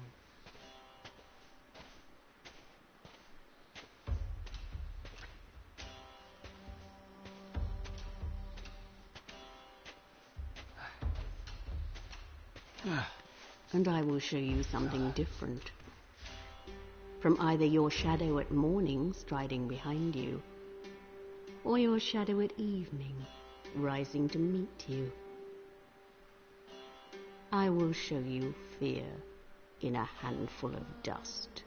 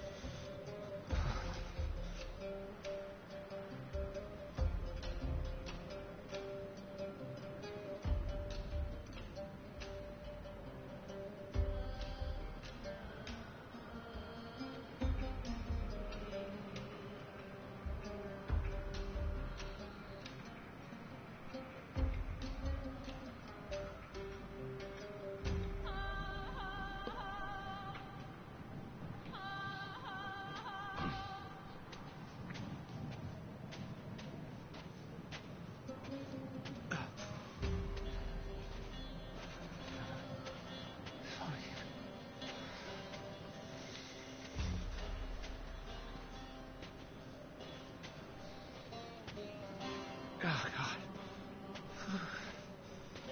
Lay down. Can't lay down.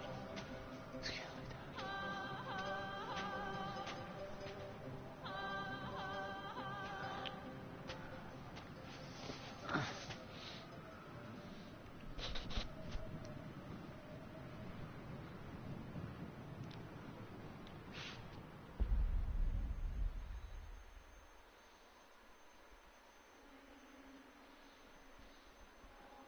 Nate! Nate! Sorry. Wake up. Help me. Come on, give me a hand.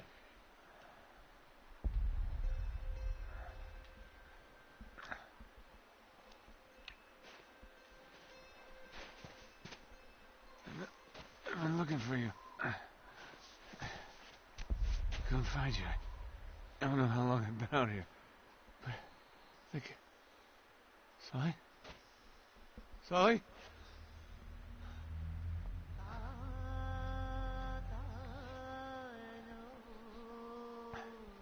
Okay. I can do this.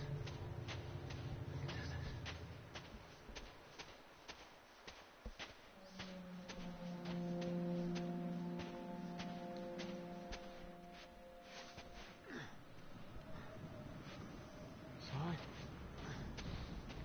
Sully?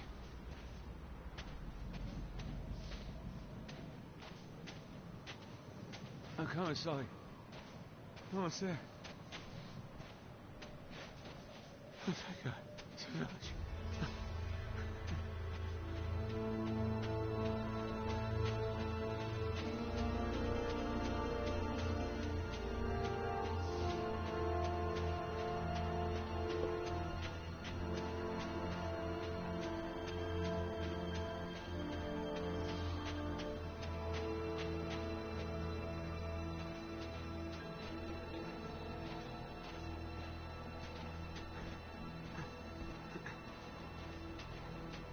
Please don't let that have been a mirage.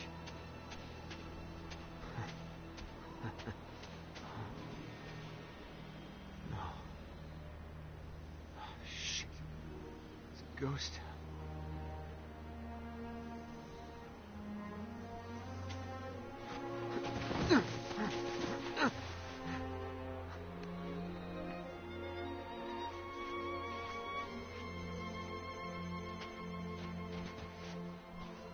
Let's check it. At least it's real.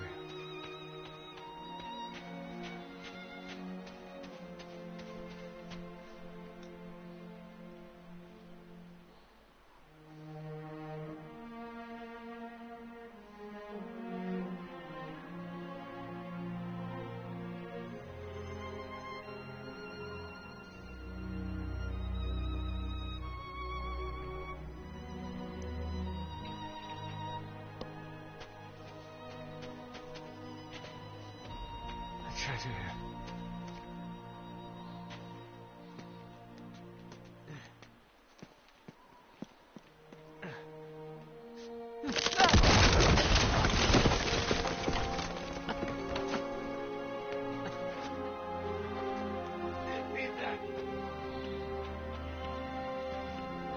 Thank God it will.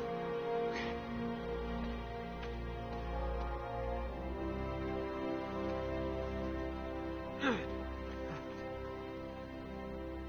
Damn it. Damn it, it's dry.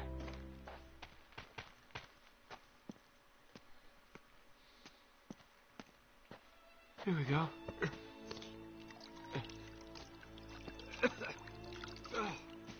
Shh. It's undrinkable.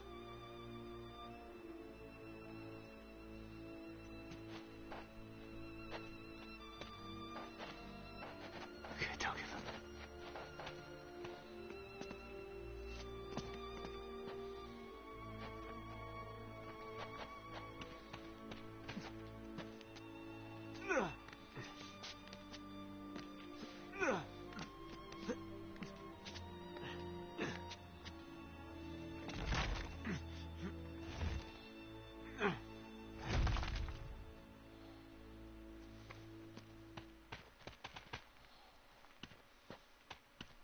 There's gotta be something useful here.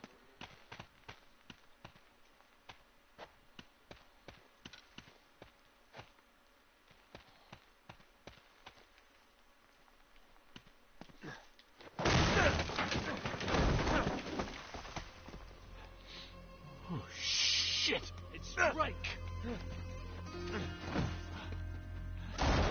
Okay, need a gun.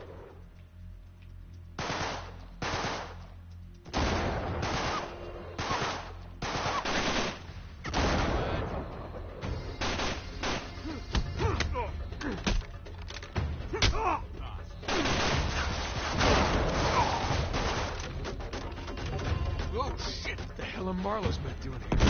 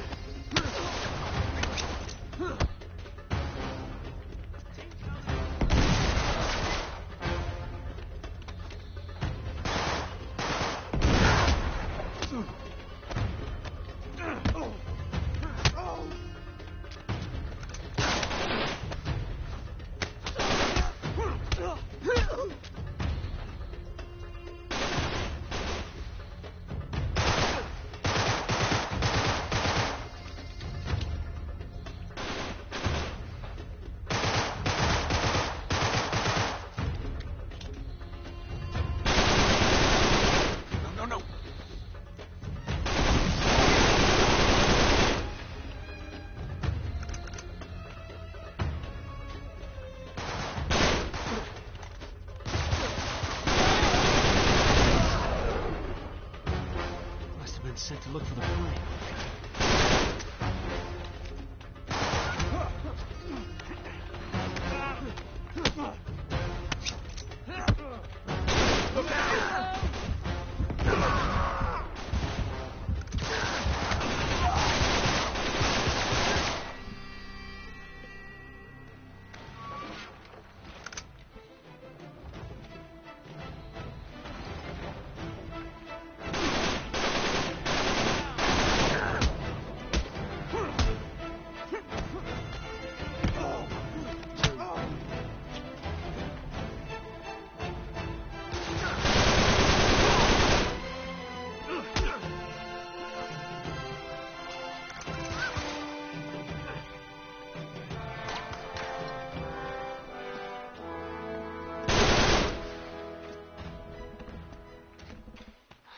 Shit!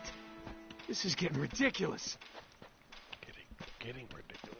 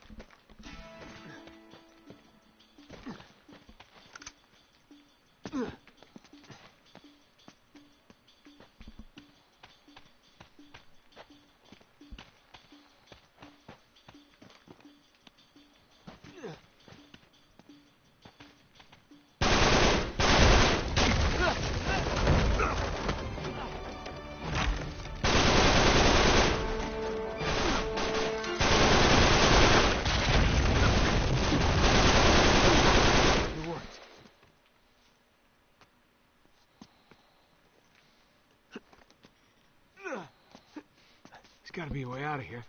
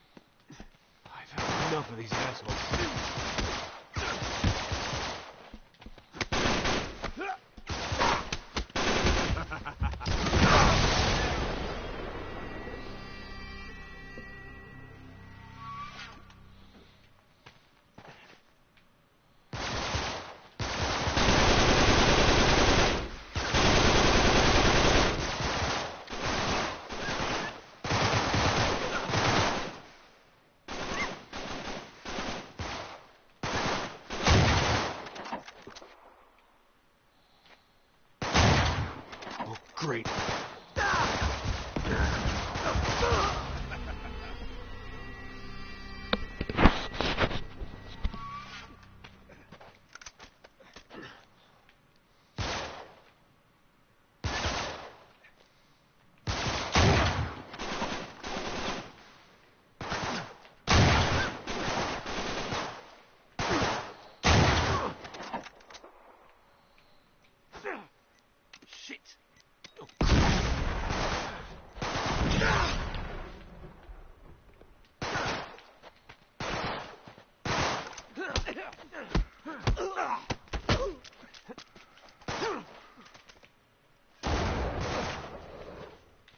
Just what I need.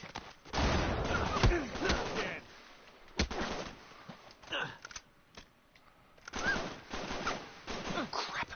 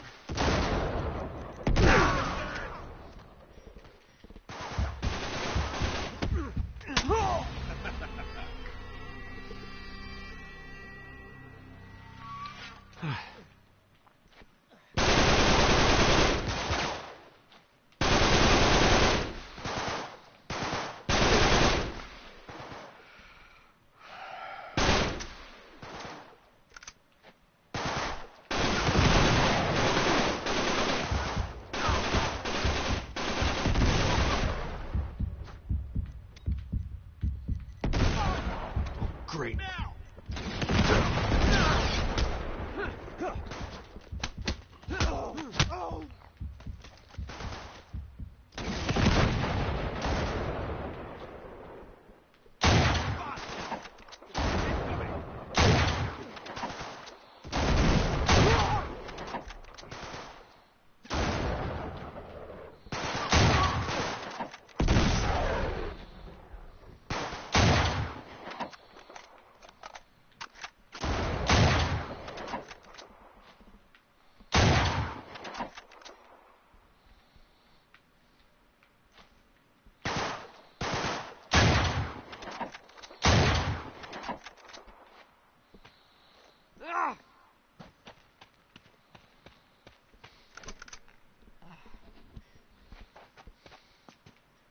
That could help.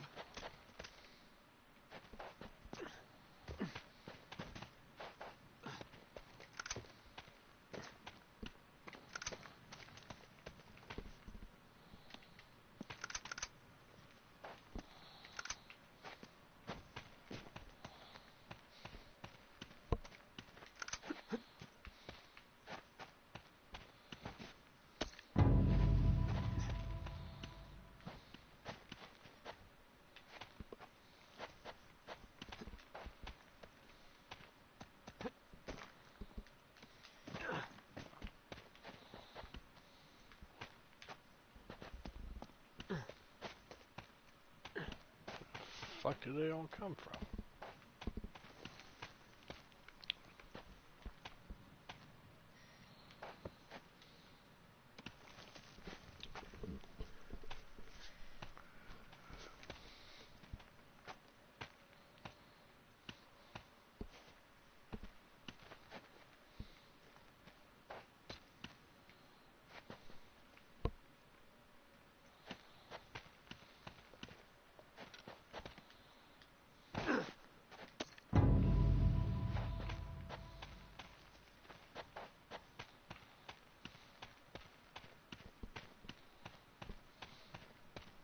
Okay.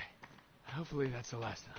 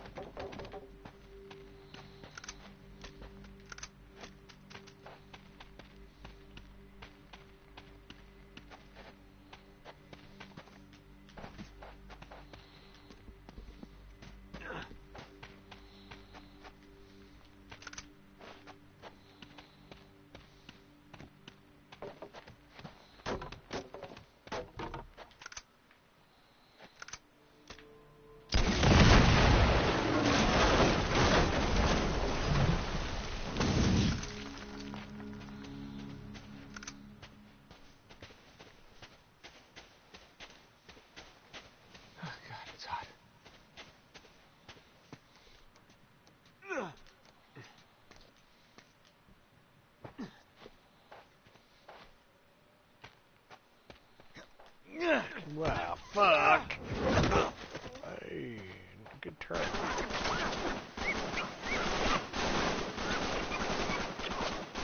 Snipers! No! There's just too many of them. This is it. This is it. I can't do this.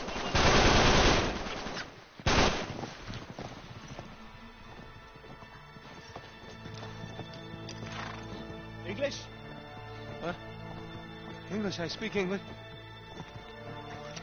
No. Don't shoot me. Please don't shoot me. تعال عدو شيلوا يلا تعالوا خليكم ماشيين على البوابة يلا تعال سنايبر سنايبر يلا هيك واحد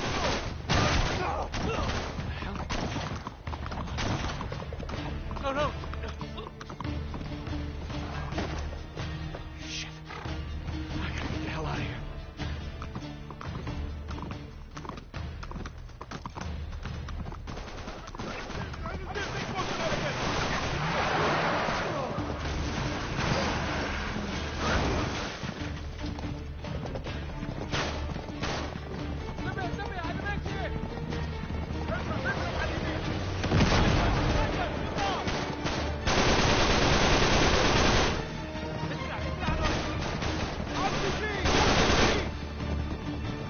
I got it! We must get through the gate!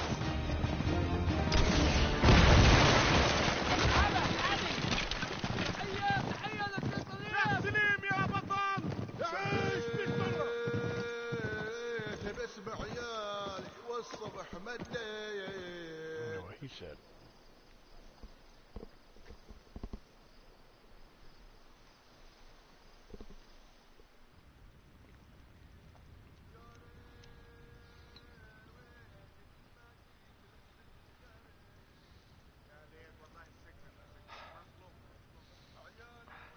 You are far from home, America. Shukran. You do not belong out here. Any of you. You spared me. Why not just kill me along with the others? That would have been impolite. You are in distress. Even an enemy must be fed and sheltered. Are you my enemy, American? Drake. Hmm? My name. It's Drake. Salim. I am Sheikh of this tribe. Well, I don't mean to be forward, Salim. But I need a horse. I don't have anything to offer in return. You plan to attack the English caravan alone? You know about them. My scouts have been tracking them for 2 days. Why are you here? Why do the English cross the Rub al-Khali?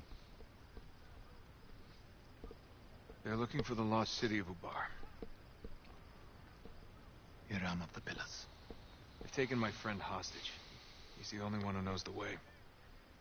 Once they find Aram, he'll be worthless to them. They'll kill him. If they find Aram, we are all dead. 3,000 years ago, King Solomon commanded the power of the jinn, demons born of smokeless fire, until they rebelled. Genies. He imprisoned them in a vessel of brass and cast it into the depths of the city. Iran became a place of evil, cursed by the tormented spirits of the jinn. The English must not reach the city. If they unleash the power of the jinn, We don't have much time, do we?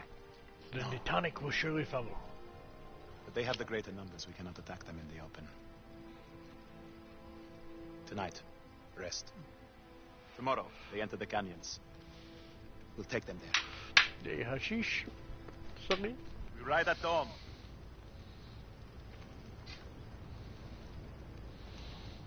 Little toke before our journey.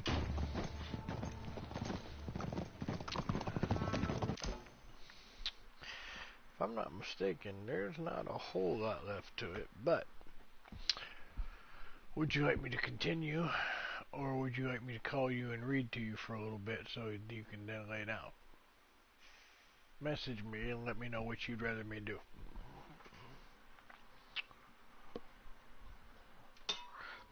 Excuse me. We're reading more about Ethan. If you decide you want me to read.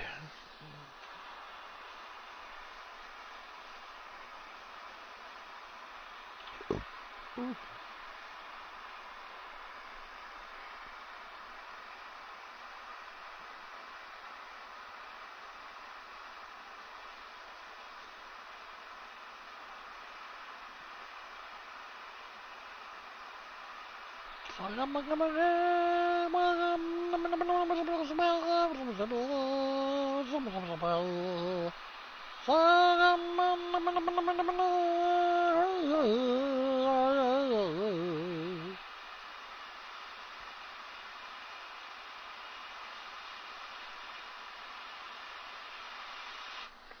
Ooh, Rama Shamalama, Ding Dong.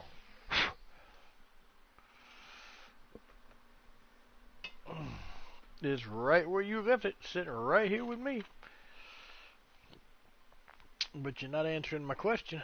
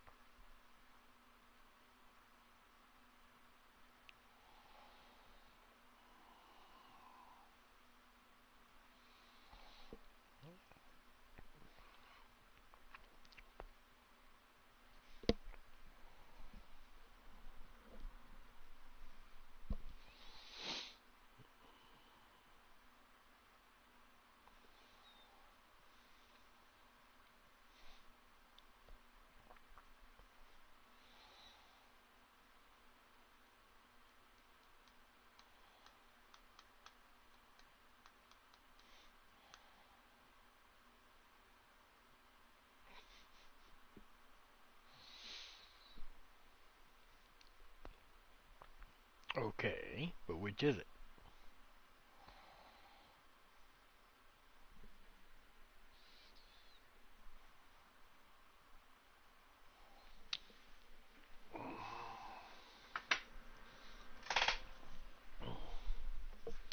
You want to play?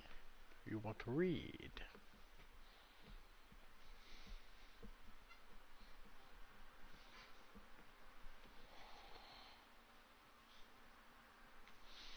Alright, so does it mean you want me to keep playing till you fall asleep? Or you want me to read to you till you fall asleep? If you turn the volume up, while this game paused, I can read to you. And not have to call you.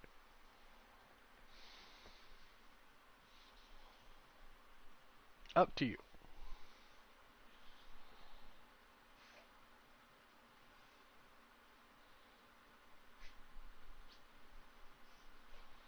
Okay. Can you hear me through the game good? Or do you need me to call?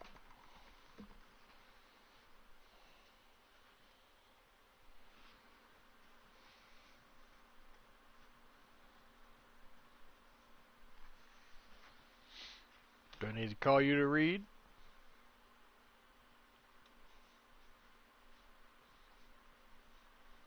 It's 4:20.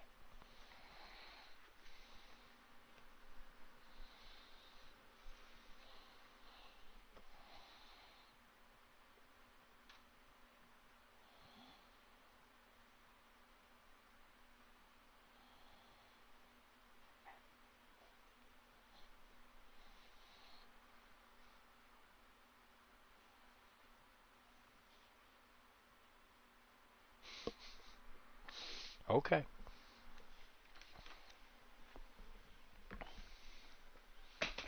Goober indeed. Alright, let me get some overhead light. Oh, Lord have mercy.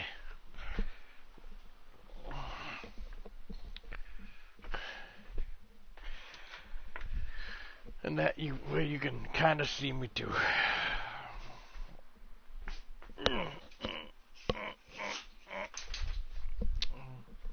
Pepper, lay your ass back down. Ain't nobody going anywhere, especially you.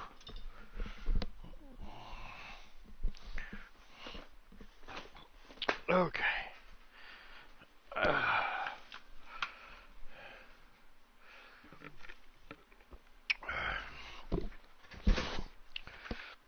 Alright, we left off with Ethan, yes? He put in more than a couple. Once he got started, he couldn't seem to stop. It cleared his mind, kept it from wondering, worrying. The boat was definite, a tangible task with a foreseeable end. He knew what he was doing here, just as he knew what he was doing out on the bay. There weren't so many shadow areas or of maybes or what-ifs. Ethan continued to work even when Seth curled up on a drop cloth and fell asleep.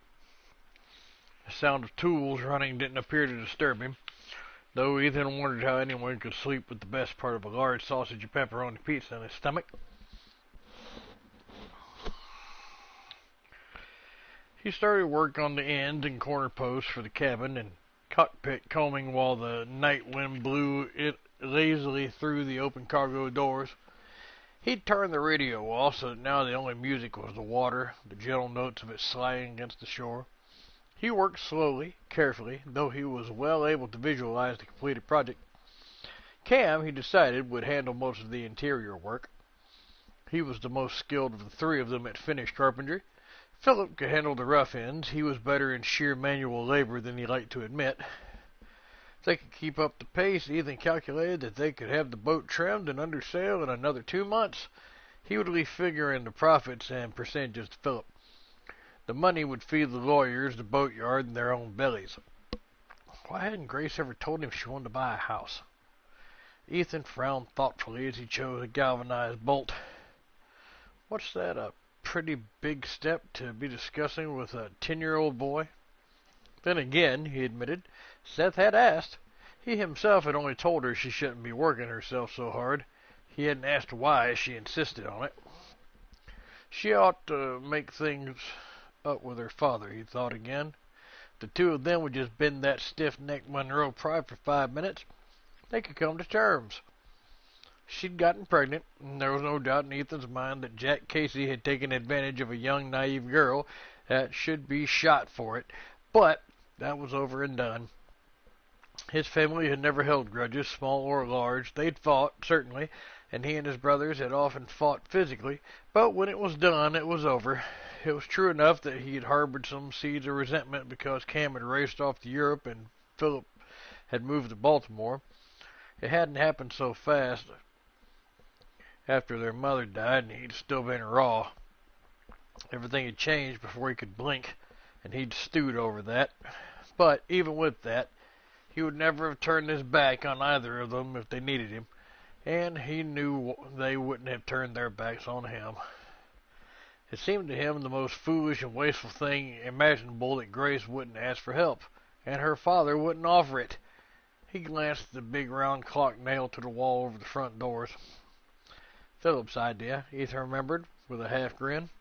He'd figured they needed to know how much time they were putting in, but as far as Ethan knew, Philip was the only one who bothered to mark down the time. It was nearly 1, which meant Grace would be finishing up at the pub in about an hour. It wouldn't hurt to load Seth in the truck and do a quick swing by Shinny's, just to check on things. Even as he started to rise, he heard the boy whimper in his sleep.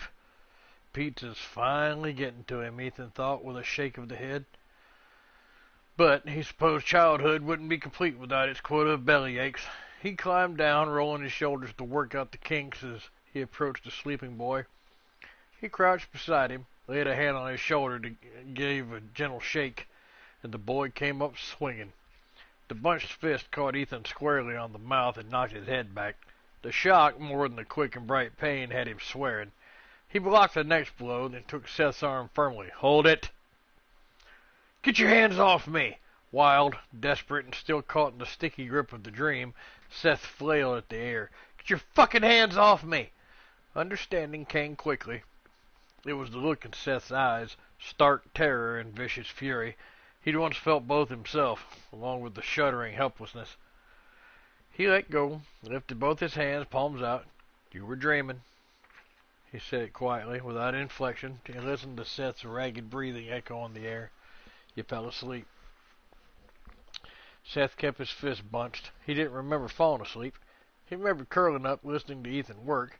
Next thing he knew, he was back in one of those dark rooms where the smells were sour and too human. The noises from the next room were too loud and too animal. And one of the faceless men who used his mother's bed had crept out and put hands on him again. But it was Ethan who was watching him, patiently, with too much knowledge in his serious eyes. Seth's stomach twisted not only at what had been, but that Ethan should now know. Because he couldn't think of words or excuses, Seth simply closed his eyes. It was that which tilted the scales for Ethan, the surrender to helplessness, the slide into shame. He'd left this wound alone, but now it seemed he would need to treat it after all. You don't have to be afraid of what was. I'm not afraid of anything. Seth's eyes snapped open. The anger in them was adult and bitter, but his voice jerked at the child he was. I'm not afraid of some stupid dream. You don't have to be ashamed of it either. Because he was, hideously, Seth sprang to his feet. His fists were bunched again, ready. I'm not ashamed of anything, and you don't know a damn thing about it. I know every damn thing about it. Because he did, he hated to speak of it. But, despite the defiant stance, the boy was trembling, and Ethan knew just how alone he felt. Speaking of it was the only thing left for him to do. The right thing to do. I know what dreams did to me. How I had them for a long time after that part of things was over for me. And still had them now and again, he thought. But there was no need to tell the boy he might have to face a lifetime of flashing back and overcoming. I know what it does to your guts. Bullshit. The tears were burning the backs of Seth's eyes, humiliating him all the more. Nothing's wrong with me. I got the hell out, didn't I? I got away from her, didn't I? I'm not going back either, no matter what. No, you're not going back. Ethan agreed, no matter what. I don't care what you or anybody thinks about what went on back then, and you're not tricking me into saying things about it by pretending you know. You don't have to say anything about it, Ethan told him, and I don't have to pretend. He picked up the cap Seth's blow had knocked off his head, ran it absently through his hands before putting it back on, but the casual gesture did nothing to ease the tight, slick ball of tension in his gut. My mother was a whore. My biological mother. And she was a junkie with a taste for heroin. He kept his gaze on Seth's, and his voice matter of fact. I was younger than you when she sold me the first time to a man who liked young boys. Seth's breathing quickened as he took a step back. No, was all he could think. Ethan Quinn was everything strong and solid and normal. You're lying. People mostly lie to brag, or to get out of some stupid thing they've done. I don't see the point in either. And less in lying about this. Ethan took his cap off again, because it suddenly felt too tight on his head. Once, twice, he raked his hand through his hair as if to ease the weight. She sold me to men to pay for her habit. First time, I fought. It didn't stop it, but I fought. The second time, I fought, and a few times more after that. Then I didn't bother fighting because it just made it worse. Ethan's gaze stayed level on the boys. In the harsh overhead lights, Seth's eyes were dark, and not as calm as they had been when Ethan had begun to speak. Seth's chest hurt until he remembered to breathe again. How'd you stand it? I stopped caring. Ethan shrugged his shoulders. I stopped being, if you know what I mean. There wasn't anybody I could go to for help, or I didn't know there was.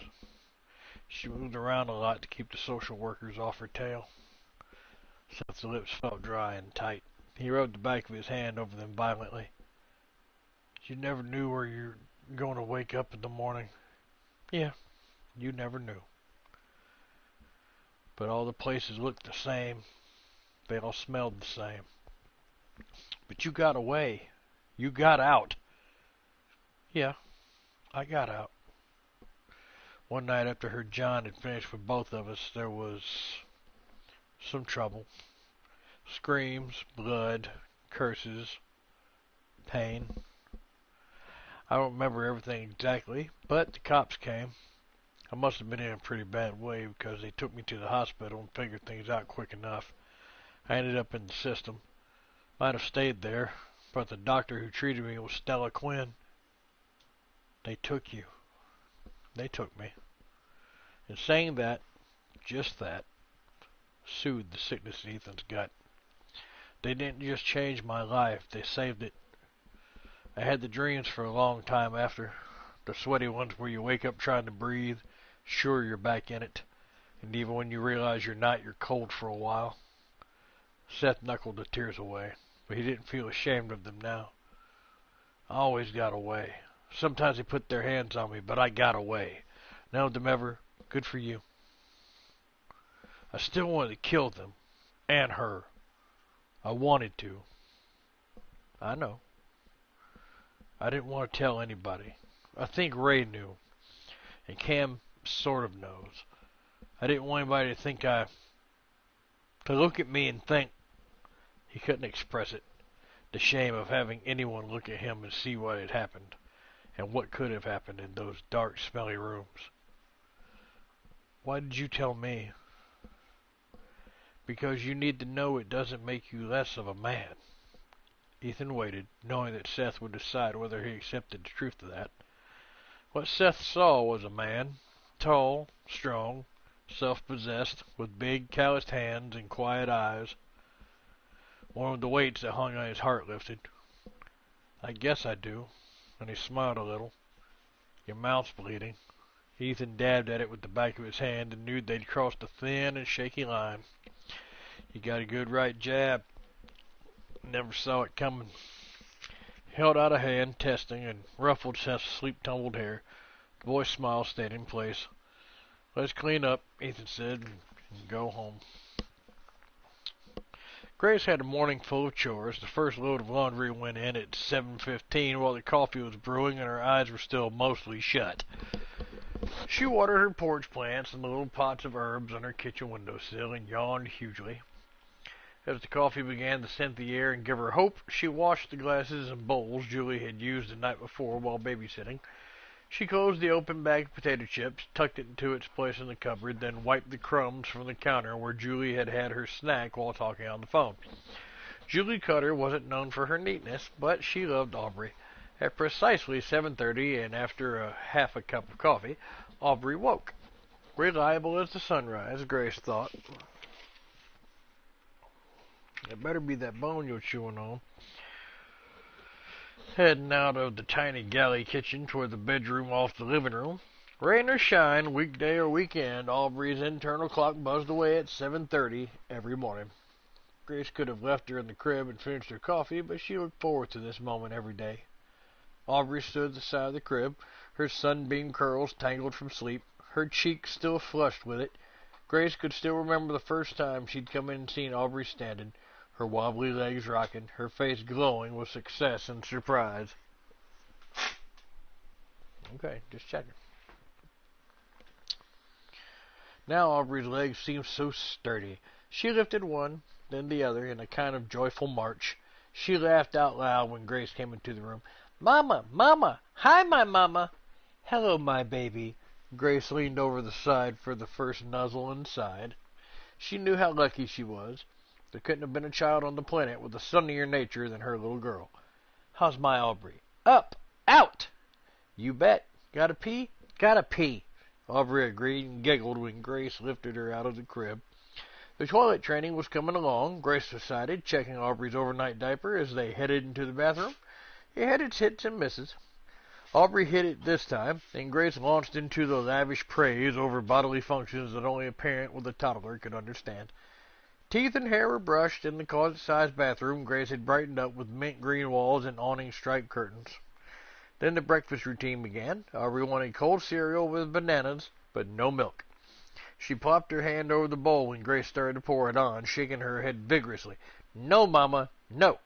Cup, please." "Okay, milk in a cup." Grace filled one, set it on the high chair tray beside the bowl. "Eat up now. We've got lots to do today." "Do what?" "Let's see." Grace made herself a piece of toast while she went through the projected day. "We have to finish the laundry. Then we promised Mrs. West we'd wash her windows today." A 3-hour job, Grace estimated. "Then we have to go to the market." Aubrey gasped in pleasure. "Miss Lucy!" "Yes, you'll see Miss Lucy." Lucy Wilson was one of Aubrey's favorite people. The supermarket cashier always had a smile and a lollipop for Aubrey. "After we put the groceries away, we're going to the Quinns." "Seth!" Milk dribbled out of her grin. "Well, honey, I don't know for certain that he'll be there today. He may be on the boat with Ethan or over at his friend's house."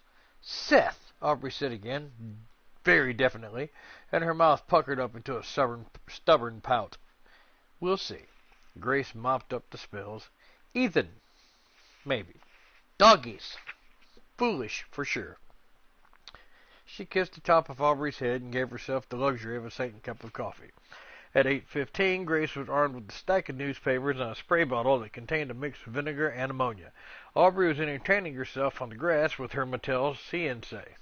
Every few seconds, a cow mooed or a pig oinked, and Aubrey never failed to echo the sound. By the time Aubrey had switched her affections to her building blocks, Grace had finished cleaning and polishing the outside of the windows on the front and side of the cottage and was right on schedule. She would have stayed on schedule if Mrs. West hadn't come out with tall glasses of iced tea and a desire to chat.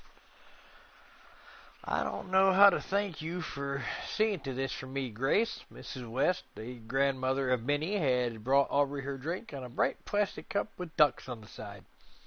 "I'm happy to do it, Mrs. West. Just can't do like I used to with my arthritis. And I do like my windows to shine." She smiled, deepening the wrinkles on her weather-scored face. "And you do make them shine. My granddaughter Layla said how she'd wash them for me, but I tell you the truth and shame the devil, Grace. That girl's a scatterbrain. She'd like as not start the job and end up sleeping in the vegetable patch. Don't know what's to become of that girl." Grace laughed and scrubbed at the next window. She's only 15. Her mind's on boys and clothes and music. "Tell me."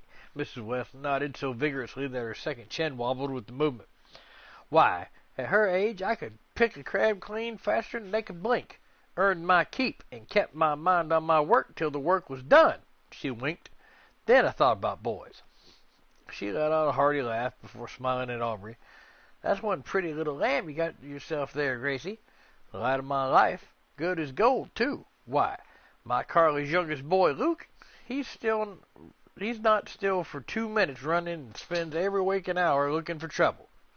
Just last week I caught him climbing up my parlor curtains like a house cat." Still, the memory made her chuckle. He's a terror, that Luke is. Aubrey has her moments, too. "Can't believe it. Not with that angel face. You're going to have to beat the boys off with a stick to keep them from sniffing around that sweetheart one of these days." "Pretty as a picture. Already seen her holding hands with one." Grace bobbled her spray bottle and looked around quickly to make certain her little girl hadn't grown up while she wasn't looking. "Aubrey?" Mrs. West laughed again. "Walking on the waterfront with that Quinn boy, the new one." "Oh, Seth." The sense of relief was so ridiculous. Grace set the bottle down and picked up her glass to drink. "Aubrey's got a crush on him. Good-looking boy. My young Matt goes to school with him. Told me how Seth came to sock that little bully Robert a few weeks back. Couldn't help but feel it was about time somebody did. How they doing over there at the Quinns?" The question was her main purpose for coming out. But Mrs. West believed in leading up to matters.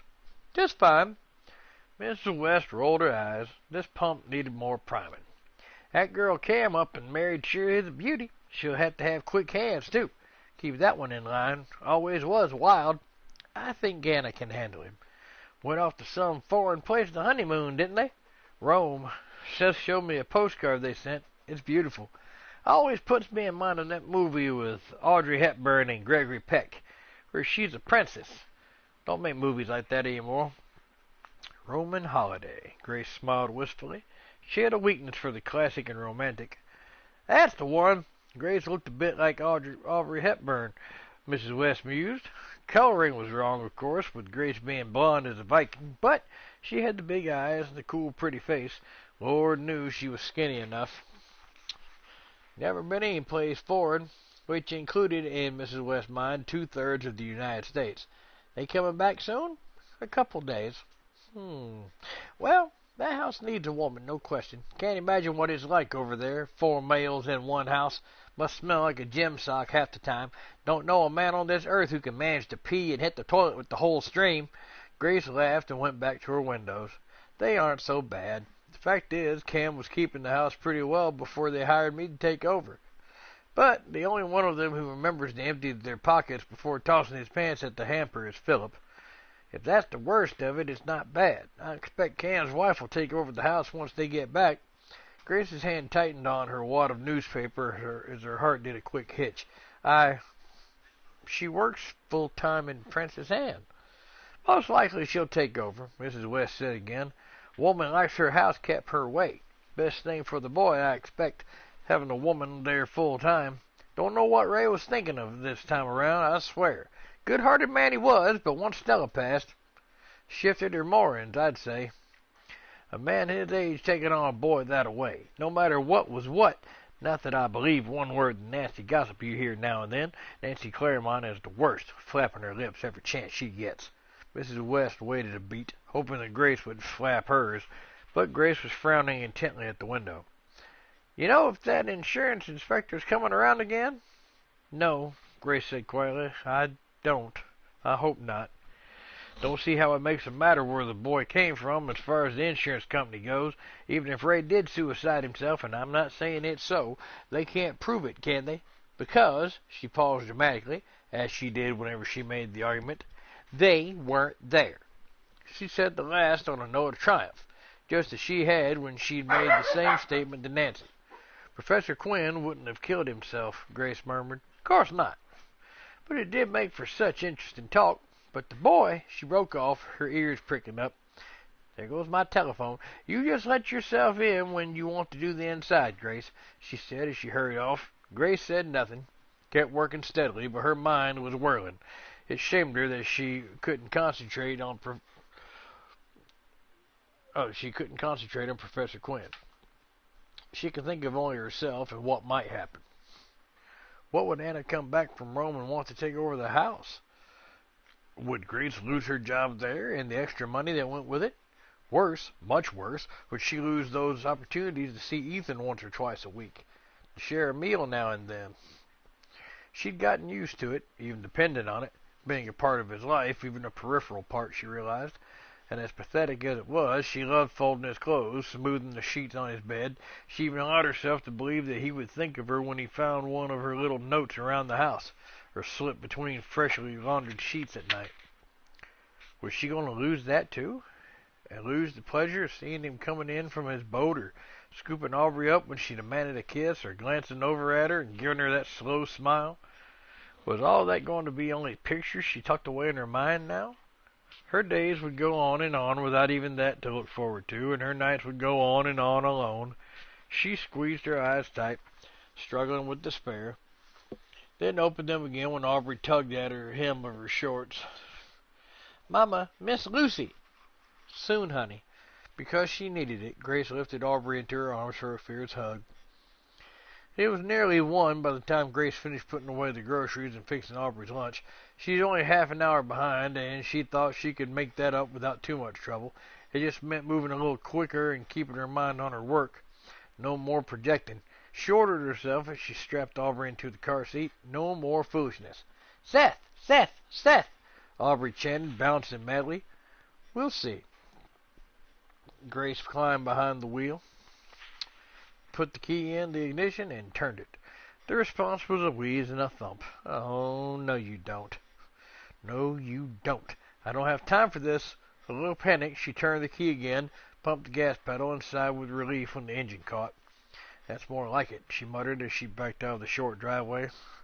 Here we go, Aubrey. Here we go.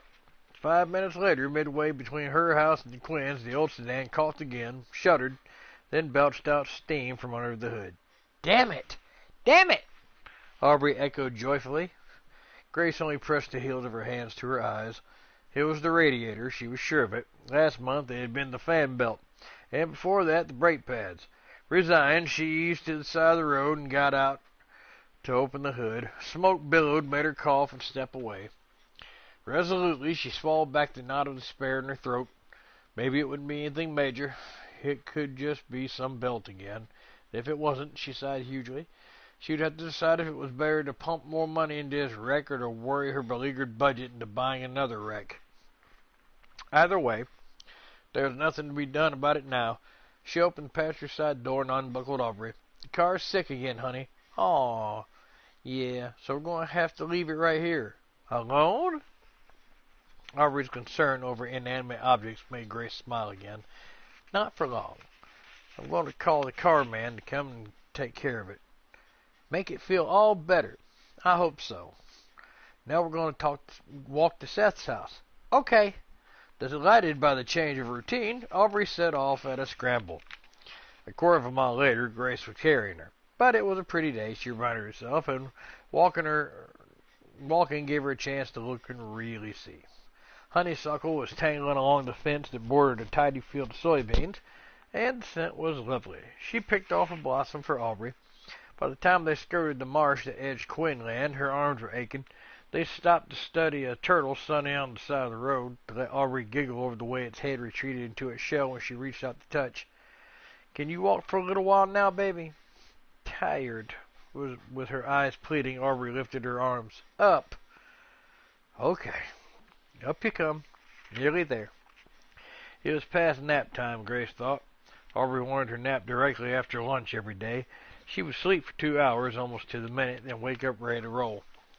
Aubrey's head was already a snoozing weight on Grace's shoulder when she climbed the porch and slipped into the house. Once she had her daughter tucked onto the couch, she hurried upstairs to strip beds, gather and sort laundry. With the first load in, she made a quick call to the mechanic who did his best to keep her ailing car alive.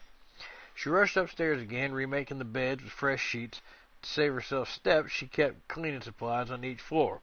Grace tackled the bathroom first, scrubbing and rinsing it in a flurry until chrome and tiles sparkled. It would be, she realized, her last full hit on the Quinn place before Cam and Anna returned. But she'd already decided, sometime during the mile walk from her broken-down car, to carve out a couple of hours for a quick polish the day they were expected home. She had pride in her work, didn't she? And certainly another woman would notice the tidiness, the clean corners, the few extra touches she tried to add. A professional woman like Anna, a woman with a demanding career, would see, wouldn't she, that Grace was needed here. She raced downstairs again to check on Aubrey, to drag wet clothes out of the washer into a basket and put the second load in. She would make sure there were fresh flowers in the master bedroom when the newlyweds returned. And she'd put out the good fingertip towels. She would leave a note for Philip to pick up some fruit so she could arrange it prettily in a bowl on the kitchen table. She'd make time to paste wax the hardwood floors and wash and iron the curtains. She hung clothes on the line quickly, without any of her usual enjoyment in the task. Still, a simple routine began to calm her. Everything would be all right, somehow. She caught herself swaying and shook her head to clear it. Fatigue had come quickly, like a punch to the jaw. If she had bothered to calculate the time she'd been on her feet moving that day, she would have counted 7 hours on a short 5-hour sleep the night before. What she did calculate was that she had another 12 to go, and she needed a break. 10 minutes, she promised herself, as she sometimes did on long days, stretched out right in the grass by the clothes that waved on the line. A 10-minute nap would recharge her system and still give her time to scrub down the kitchen before Aubrey woke up. Ethan drove home from the waterfront.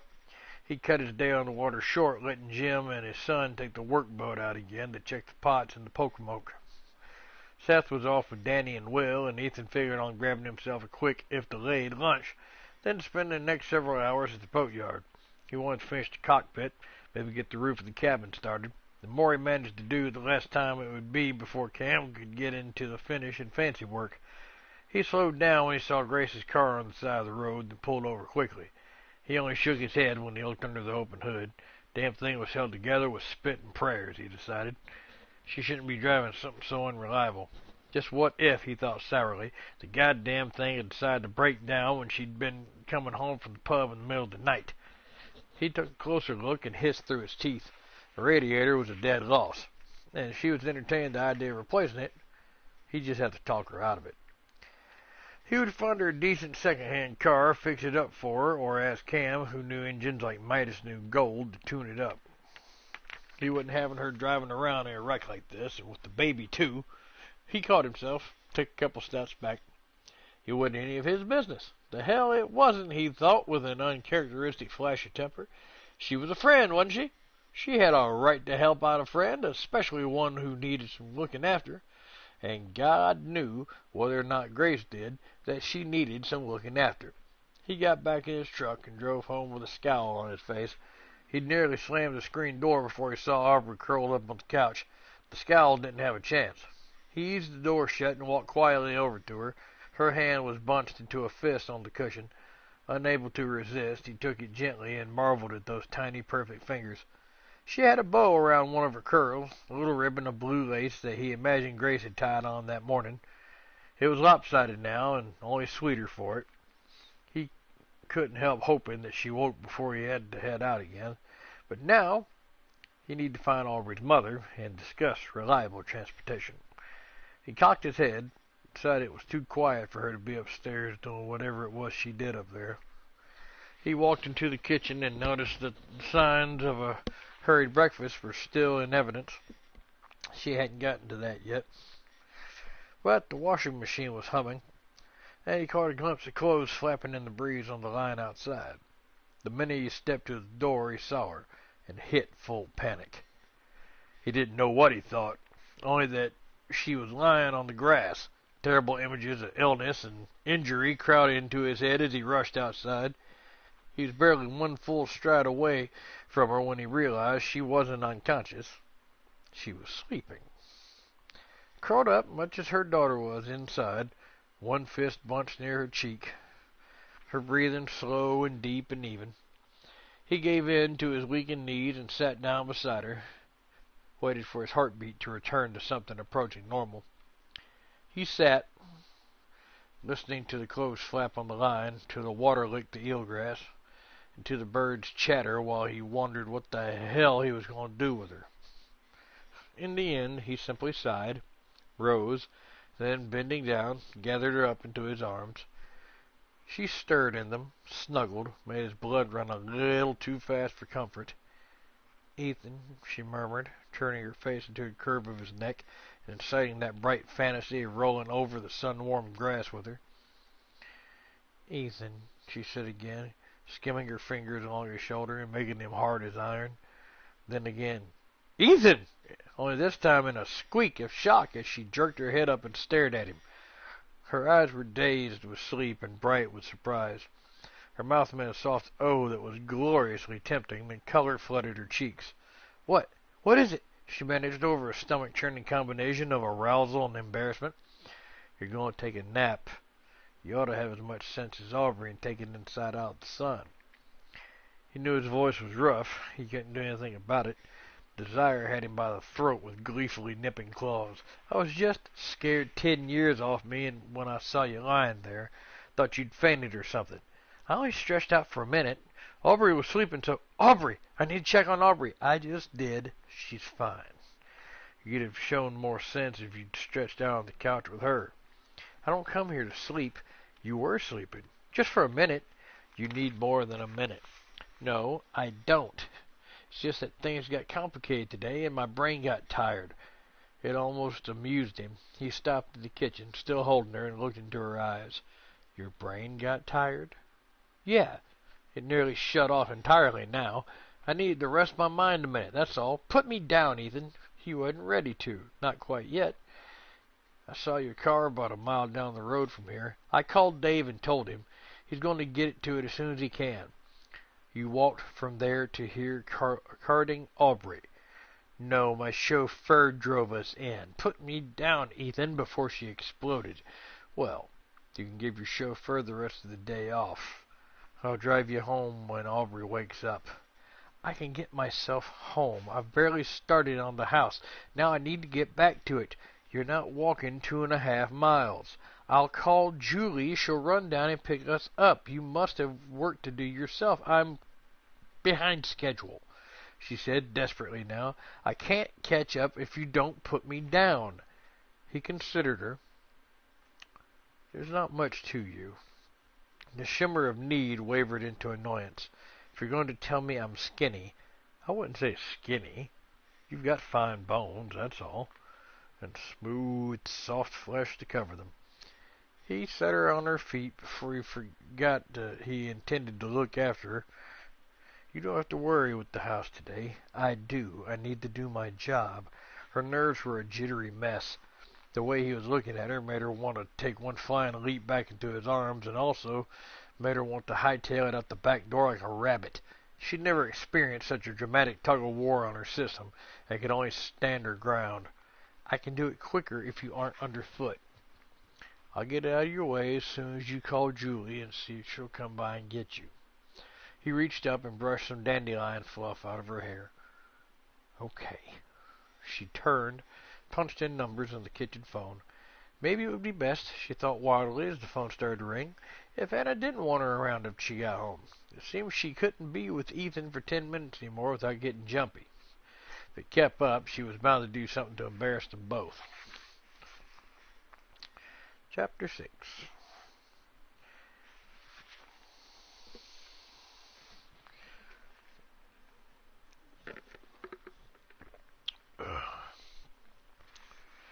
Ethan didn't mind putting in long hours on the boat at night, especially when he could work alone. It hadn't taken much persuasion for him to agree to let Seth camp out with the other boys in their backyard. Gave Ethan an evening alone, a rarity now. Time to work without having to tune in to questioning comments. Not that the boy wasn't entertaining, Ethan mused. Fact was, he was firmly attached to Seth. Accepting Seth into his life had been natural because Ray had asked it of him. But the affection, the appreciation, and the loyalty had grown and solidified until it simply was. But that didn't mean the kid couldn't wear down his energies. Ethan kept it to handwork tonight. Even if you felt awake and alert at midnight, the odds were he'd be a bit sluggish, and he didn't want to risk losing a finger to the power tools. In any case, it was soothing to work in the quiet, the hand sand edges and planes until you felt them go smooth. They'd be ready to seal the hole before the week was out, and he could start Seth on sanding the rub rails. If Cam dived right in on dealing with below decks, and if Seth didn't bitch too much about working with putty and caulk and varnish over the next week or two, they'd do well enough. He checked his watch, saw the time was getting away from him, and began to put away his tools. He swept up, since Seth wasn't there to wield the broom. By 1:15, he was parked outside the pub. He didn't intend to go inside any more than he intended to let Grace walk the 1.5 miles home when she clocked out. So he settled back, switched on his dome light, and passed the time reading his dog-eared copy of Cannery Row. Inside, it was last call. The only thing that would have made Grace happier would have been if Dave had told her that all she needed to get her car up and running was some used chewing gum and a rubber band. Instead, he told her it would cost the equivalent of 3 years' worth of both. And then she'd be lucky if the old bucket ran another 5,000 miles. Yeah, something she would have to worry about later. At the moment, she had her hands full dealing with an overly insistent customer who was stopping off in St. Chris on his way down to Savannah, and was sure Grace would like to be his form of entertainment for the night. Got me a hotel room, he winked at her when she stooped to serve his final drink of the night, and it's got a big bed and 24-hour room service. We could have us a hell of a party, honey pie. I don't do a lot of partying, but thanks. He grabbed her hand, pulled it just enough to throw her off balance, so she had to grip his shoulder or tumble into his lap. Then now's your chance. He had dark eyes. He aimed them leeringly at her breasts. I got a real fondness for long-legged blondes. Always treat them special. He was tiresome, Grace thought, as he breathed one more beer into her face. But she had handled worse. I appreciate that, but I'm going to finish up my shift and go home. Your place is fine with me, Mr. Bob. You just call me Bob, baby. She had the yank to get free. Mister, I'm just not interested. Of course she was, he thought, sending her a smile he knew was dazzling. He'd paid $2,000 to get his teeth bonded, hadn't he? The hard-to-get routine always turns me on. Grace decided he wasn't worth even a single disgusted sigh. We're closing in 15. You're going to need to settle your tab. Okay, don't get bitchy. He smiled widely and pulled out a money clip thick with bills. He always salted it with a couple 20s on the outside, then filled it with singles. You figure what I owe, then we'll negotiate your tip. Sometimes Grace decided it was best to keep your mouth firmly shut. What wanted to come out was vicious enough to get her fired, so she walked away and took her empties to the bar. He giving you trouble, Grace? She smiled weakly at Steve. It was just the two of them working now. The other waitress had clocked out at midnight, claiming a migraine.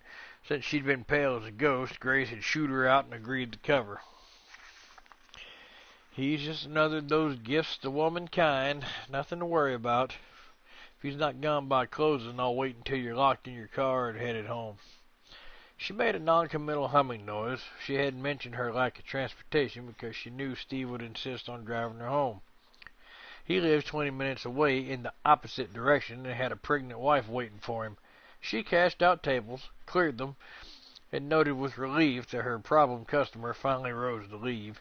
He paid his $18.83 bar bill with cash, leaving $20 on the table. Though he'd managed to monopolize most of her time and attention for the past 3 hours. Grace was too tired to be annoyed at the pitiful tip. Didn't take long for the pub to be empty. The crowd had been mostly college students, out for a couple of beers and conversation on a weekday night. By her calculations, they turned about 10 tables, no more than twice since her shift had started at 7. Her tips for the evening weren't going to make much of a dent in the new car she'd have to buy. It was so quiet they both jumped like rabbits when the phone rang. Even while Grace laughed at their reaction, the blood drained out of Steve's face. "Molly?" was all he said as he leapt on the phone. He answered it with a stuttering, "Is it time?" Grace stepped forward, wondering if she was strong enough to catch him if he keeled over. When he began nodding rapidly, she felt her smile spread wide. "Okay, you called the doctor, right? Everything's ready to go. How far apart?" Oh, God, okay. I'm on my way. Don't move. Don't do anything. Don't worry." He dropped the phone off the hook, then froze. "She's Molly, my wife?" "Yes, I know who Molly is. We went to school together from kindergarten on," Grace laughed. Then, because he looked so dear and so terrified, she cupped his face in her hands and kissed him. "Go. But you drive careful. Babies take time getting here. They'll wait for you." "We're having a baby," he said slowly, as if testing each word. "Me and Molly." "I know, and it's just wonderful. You tell her I'm going to come see her and the baby. Of course, if you just stand there like somebody glued your feet to the floor, I guess she'll have to drive herself to the hospital. God, I have to go." He knocked over a chair on his way to the door. "Keys, where are the keys?" "Your car keys are in your pocket. Bar keys are behind the bar. I'll lock up, Daddy." He stopped, tossed one huge, electrifying grin over his shoulder. "Wow," and was gone. Grace was still chuckling as she picked up the chair and replaced it upside down on the table. She thought of the night when she had gone to labor with Aubrey. Oh, she'd been so afraid, so excited. She had indeed driven herself to the hospital. There had been no husband there to panic with her. There had been no one to sit with her, to tell her to breathe, to hold her hand. When the pain and loneliness had been at its worst, she weakened and let the nurse call her mother. Of course, her mother came and stayed with her and saw Aubrey into the world. They cried together and laughed together, and it had made it all right again. Her father hadn't come, not then, not later. Her mother had made excuses, tried to smooth it over, but Grace had understood she was not to be forgiven. Others had come, Julie and her parents, friends and neighbors, Ethan and Professor Quinn. They'd brought her flowers, pink and white daisies and rosebuds. She'd pressed one of each in Aubrey's baby book. It made her smile to remember. So when the door behind her opened, she turned with a chuckle. "Steve, if you don't get going, she'll—" Grace trailed off, experiencing more annoyance than fear when she saw the man step inside. "We're closed," she said firmly. "I know, honey pie. I figured you'd find a way to hang back and wait for me." "I'm not waiting for you." Why the hell hadn't she locked the door behind Steve? "I said we're closed. You'll have to leave." "You want to play it that way? Fine." He sauntered over and leaned on the bar. He'd been working out regularly for months now and knew the stance showed off his well-toned muscles. "Why don't you fix us both a drink, and we'll talk about that tip?" Her patience dried up.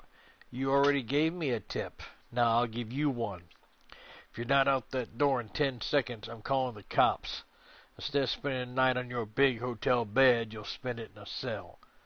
"I got something else in mind." He grabbed her, shoved her back against the bar, and ground himself against her. "See? You had it in mind, too. I saw the way you've been eyeing me. I've been waiting all night for some action."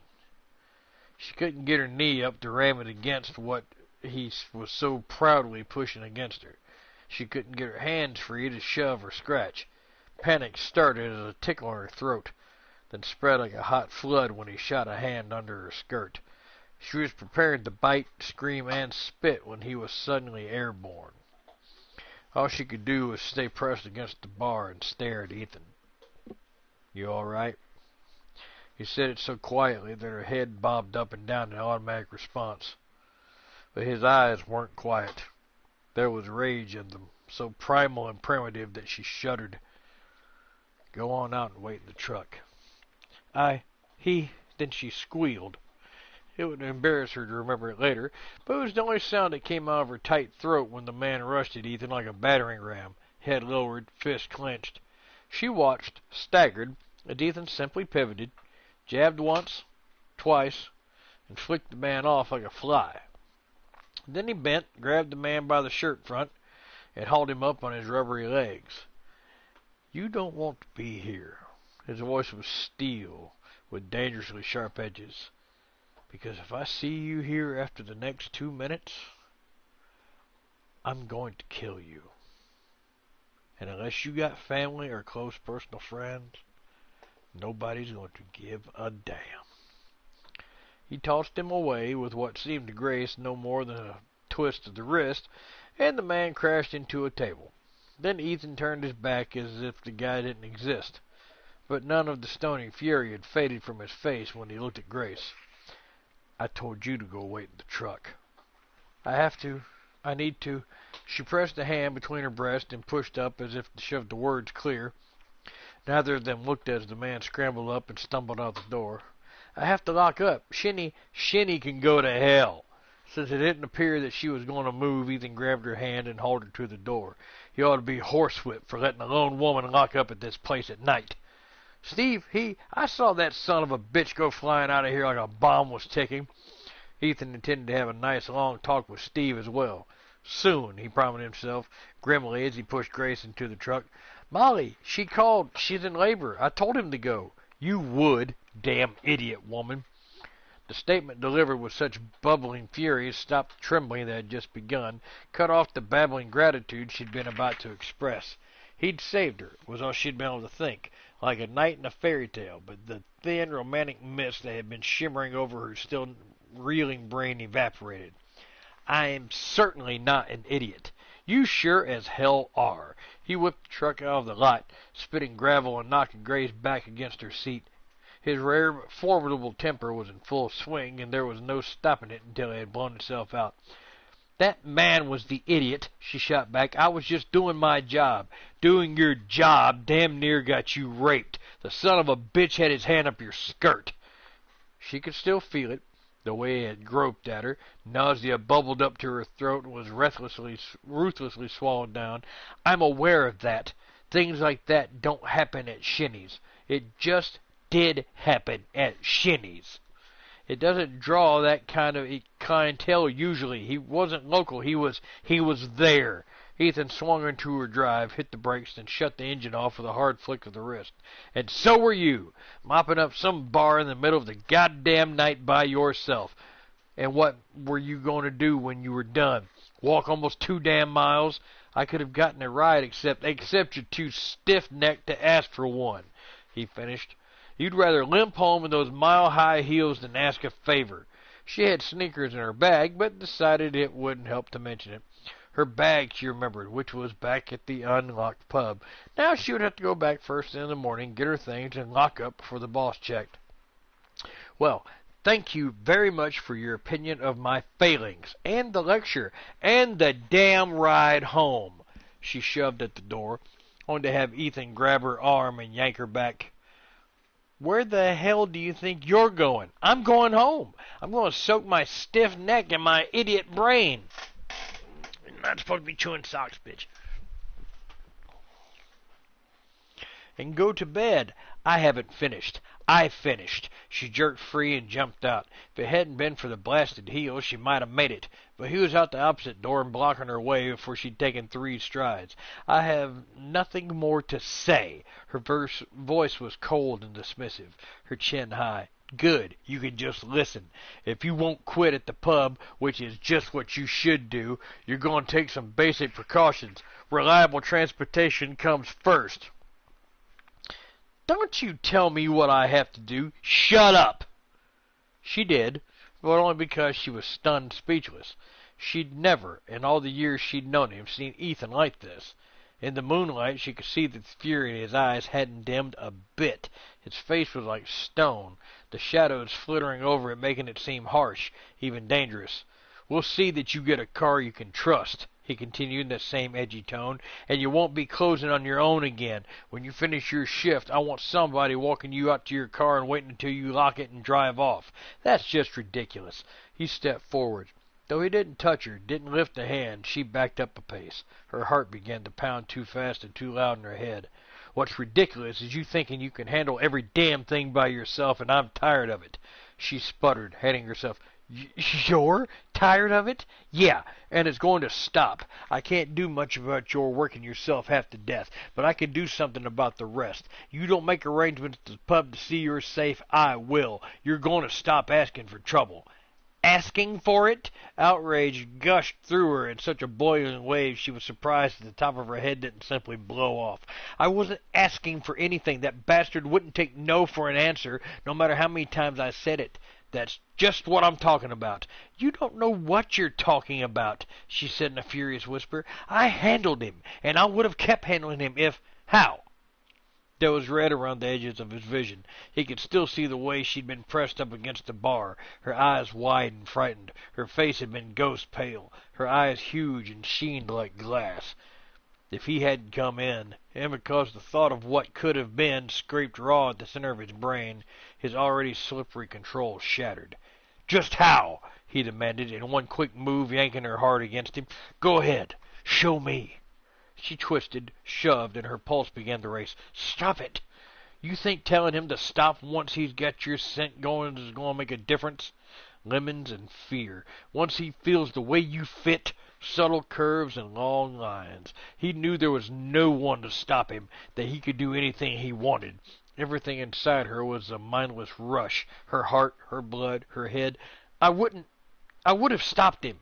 Stop me. He meant it. A part of him wanting desperately for her to stop him, to do or say something that would hold the wildness in check, but his mouth was on hers, rough and needy, swallowing her gasps, inciting more and revealing in her fast, hard trembles. When she moaned, when her lips yielded, parted, answered his, he lost his mind. He dragged her onto the grass, rolled with her atop her, and the thick bolt he kept locked on his desires exploded open, and what poured out was reckless greed and primal lust. He'd ravaged her mouth with the single-minded hunger of a starving wolf. Swamped with needs so long buried, she arched against his, straining center to center, core to core. Her system stuttered with shocked pleasure, then roared into full raging life, pumping heat, strangled moans, quivering delights. This was not the Ethan she knew, or the one she dreamed could finally touch her. There was no gentleness, no care, but she gave herself to him, thrilled at the sensation of being swept away. She wrapped long limbs around him to bind him closer, let her fingers dive into his hair, gripped there, and shivered with the dark delight of knowing he was stronger. He feasted on her mouth, her throat, while he tugged at the low, snug bodice. He was desperate for flesh, the feel of it, the taste of it, her flesh, her flavor. Her breast was small and firm, the skin smooth as satin against his wide, hard palm. Her heart jackhammered under it. She whimpered, stunned at the sensation of that rough hand cupping her, kneading her, churning on echoing tug between her legs. Her muscles had gone liquid and lax, and sighed his name. She might have shot him. The sound of her voice, the hitch of her breath, the shivers on her skin, slapped him back cold and hard. He rolled away onto his back and struggled to find his breath, his sanity, his decency. They were in her front yard, for God's sake. Her baby was sleeping inside the house. He'd nearly, very nearly, done worse than the man in the pub. He'd very nearly betrayed trust, friendship, and vulnerability. This beast inside of him was precisely the reason he'd sworn never to touch her. Now, by losing it, he'd broken his vow and ruined everything. I'm sorry. A pitiful phrase, he thought, but he didn't have any other words. God, Grace, I'm sorry. Her blood was still flowing hot, and that wonderful, terrifying need aroused the screaming. She shifted, reached out to touch his face. Ethan, there's no excuse, he said quickly, sitting up so she wasn't touching him, tempting him. I lost my temper, and I stopped thinking straight. Lost your temper? She stayed where she was, sprawled on the grass that now seemed too cold, her face lifted to the moon that now shone too bright. So you were just mad, she said dully. I was mad, but that's no excuse for hurting you. You didn't hurt me. She could still feel his hands on her, the rough, insistent pressure of them, but the sensation then, the sensation now, wasn't one of pain. He thought he could handle it now, looking at her, touching her. She would need it, he imagined. He couldn't have lived with himself if she was afraid of him. The last thing I want to do is hurt you. As gentle as a doting parent, he tidied her clothes. When she didn't cringe, he stroked a hand over her tousled hair. I only want what's best for you. She didn't cringe, but she did suddenly and sharply slap his hand aside. Don't treat me like a child. A few minutes ago you were treating me like a woman easy enough. There'd been nothing easy about it, he thought grimly, and I was wrong. Then we were both wrong. She sat up, brushing briskly at her clothes.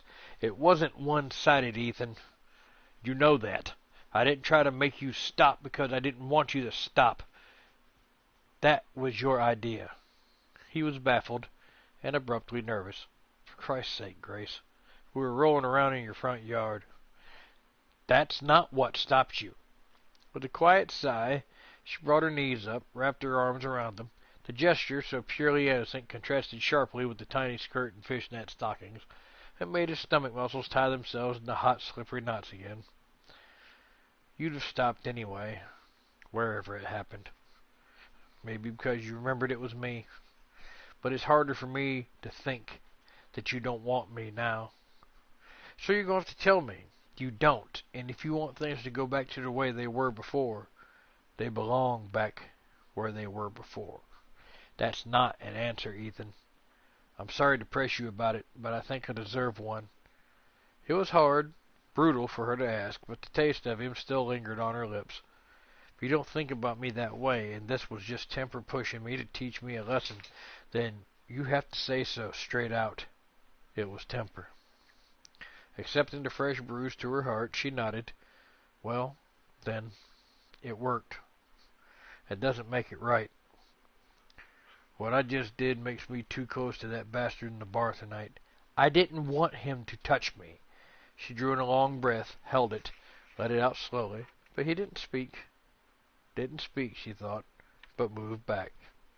He might not have shifted an inch, but he'd moved away from her in the way that counted most. I'm grateful to you for being there tonight. She started to rise, but he was on his feet ahead of her, offering a hand. She took it, determined not to embarrass either of them any further. I was afraid. and I don't know if I could have handled it on my own. You're a good friend, Ethan, and I appreciate you wanting to help. He slid his hands into his pockets where they would be safe. I talked to Dave about another car. He's got a line on a couple decent used ones. Since screaming would accomplish nothing, she had to laugh. You don't waste any time. All right, I'll talk to him about it tomorrow. She glanced towards the house where the front porch light gleamed. You want to come in? I could put some ice on your knuckles. He had a jaw like a pillow. They're fine. You need to get to bed. Yeah, alone, she thought, to toss and turn and wish. Going to come by on Saturday for a couple hours just to spruce things up before Cam and Anna get home. That'd be nice. We'd appreciate it. Well, good night. She turned, walked across the grass toward the house. He waited. He told himself he just wanted to see her safely inside before he left, but he knew it was a lie, that it was cowardice. He needed the distance before he could finish answering her question. Grace. She closed her eyes briefly. All she wanted now was to get inside, crawl in the bed, and indulge in a good long cry. She hadn't let herself have a serious jag in years. But she turned back, made her lips curve. Yes. I think about you that way. He saw even with the distance, the way her eyes widened, darkened, the way her pretty smile slid away so that she only stared. I don't want to. I tell myself not to. But I think about you that way. Now go on inside, he said gently. Ethan, go on. It's late. She managed to turn the knob to step inside, shut the door behind her. But she turned quickly to the window to watch him get back in his truck and drive away. It was late, she thought with a shiver that she recognized as hope. But maybe it wasn't too late.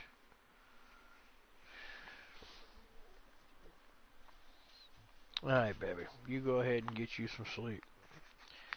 We're on chapter 7. That's a good stopping point. I'm going to take these damned old puppies out. But you lay down and get some rest. I love you. I'll talk to you later.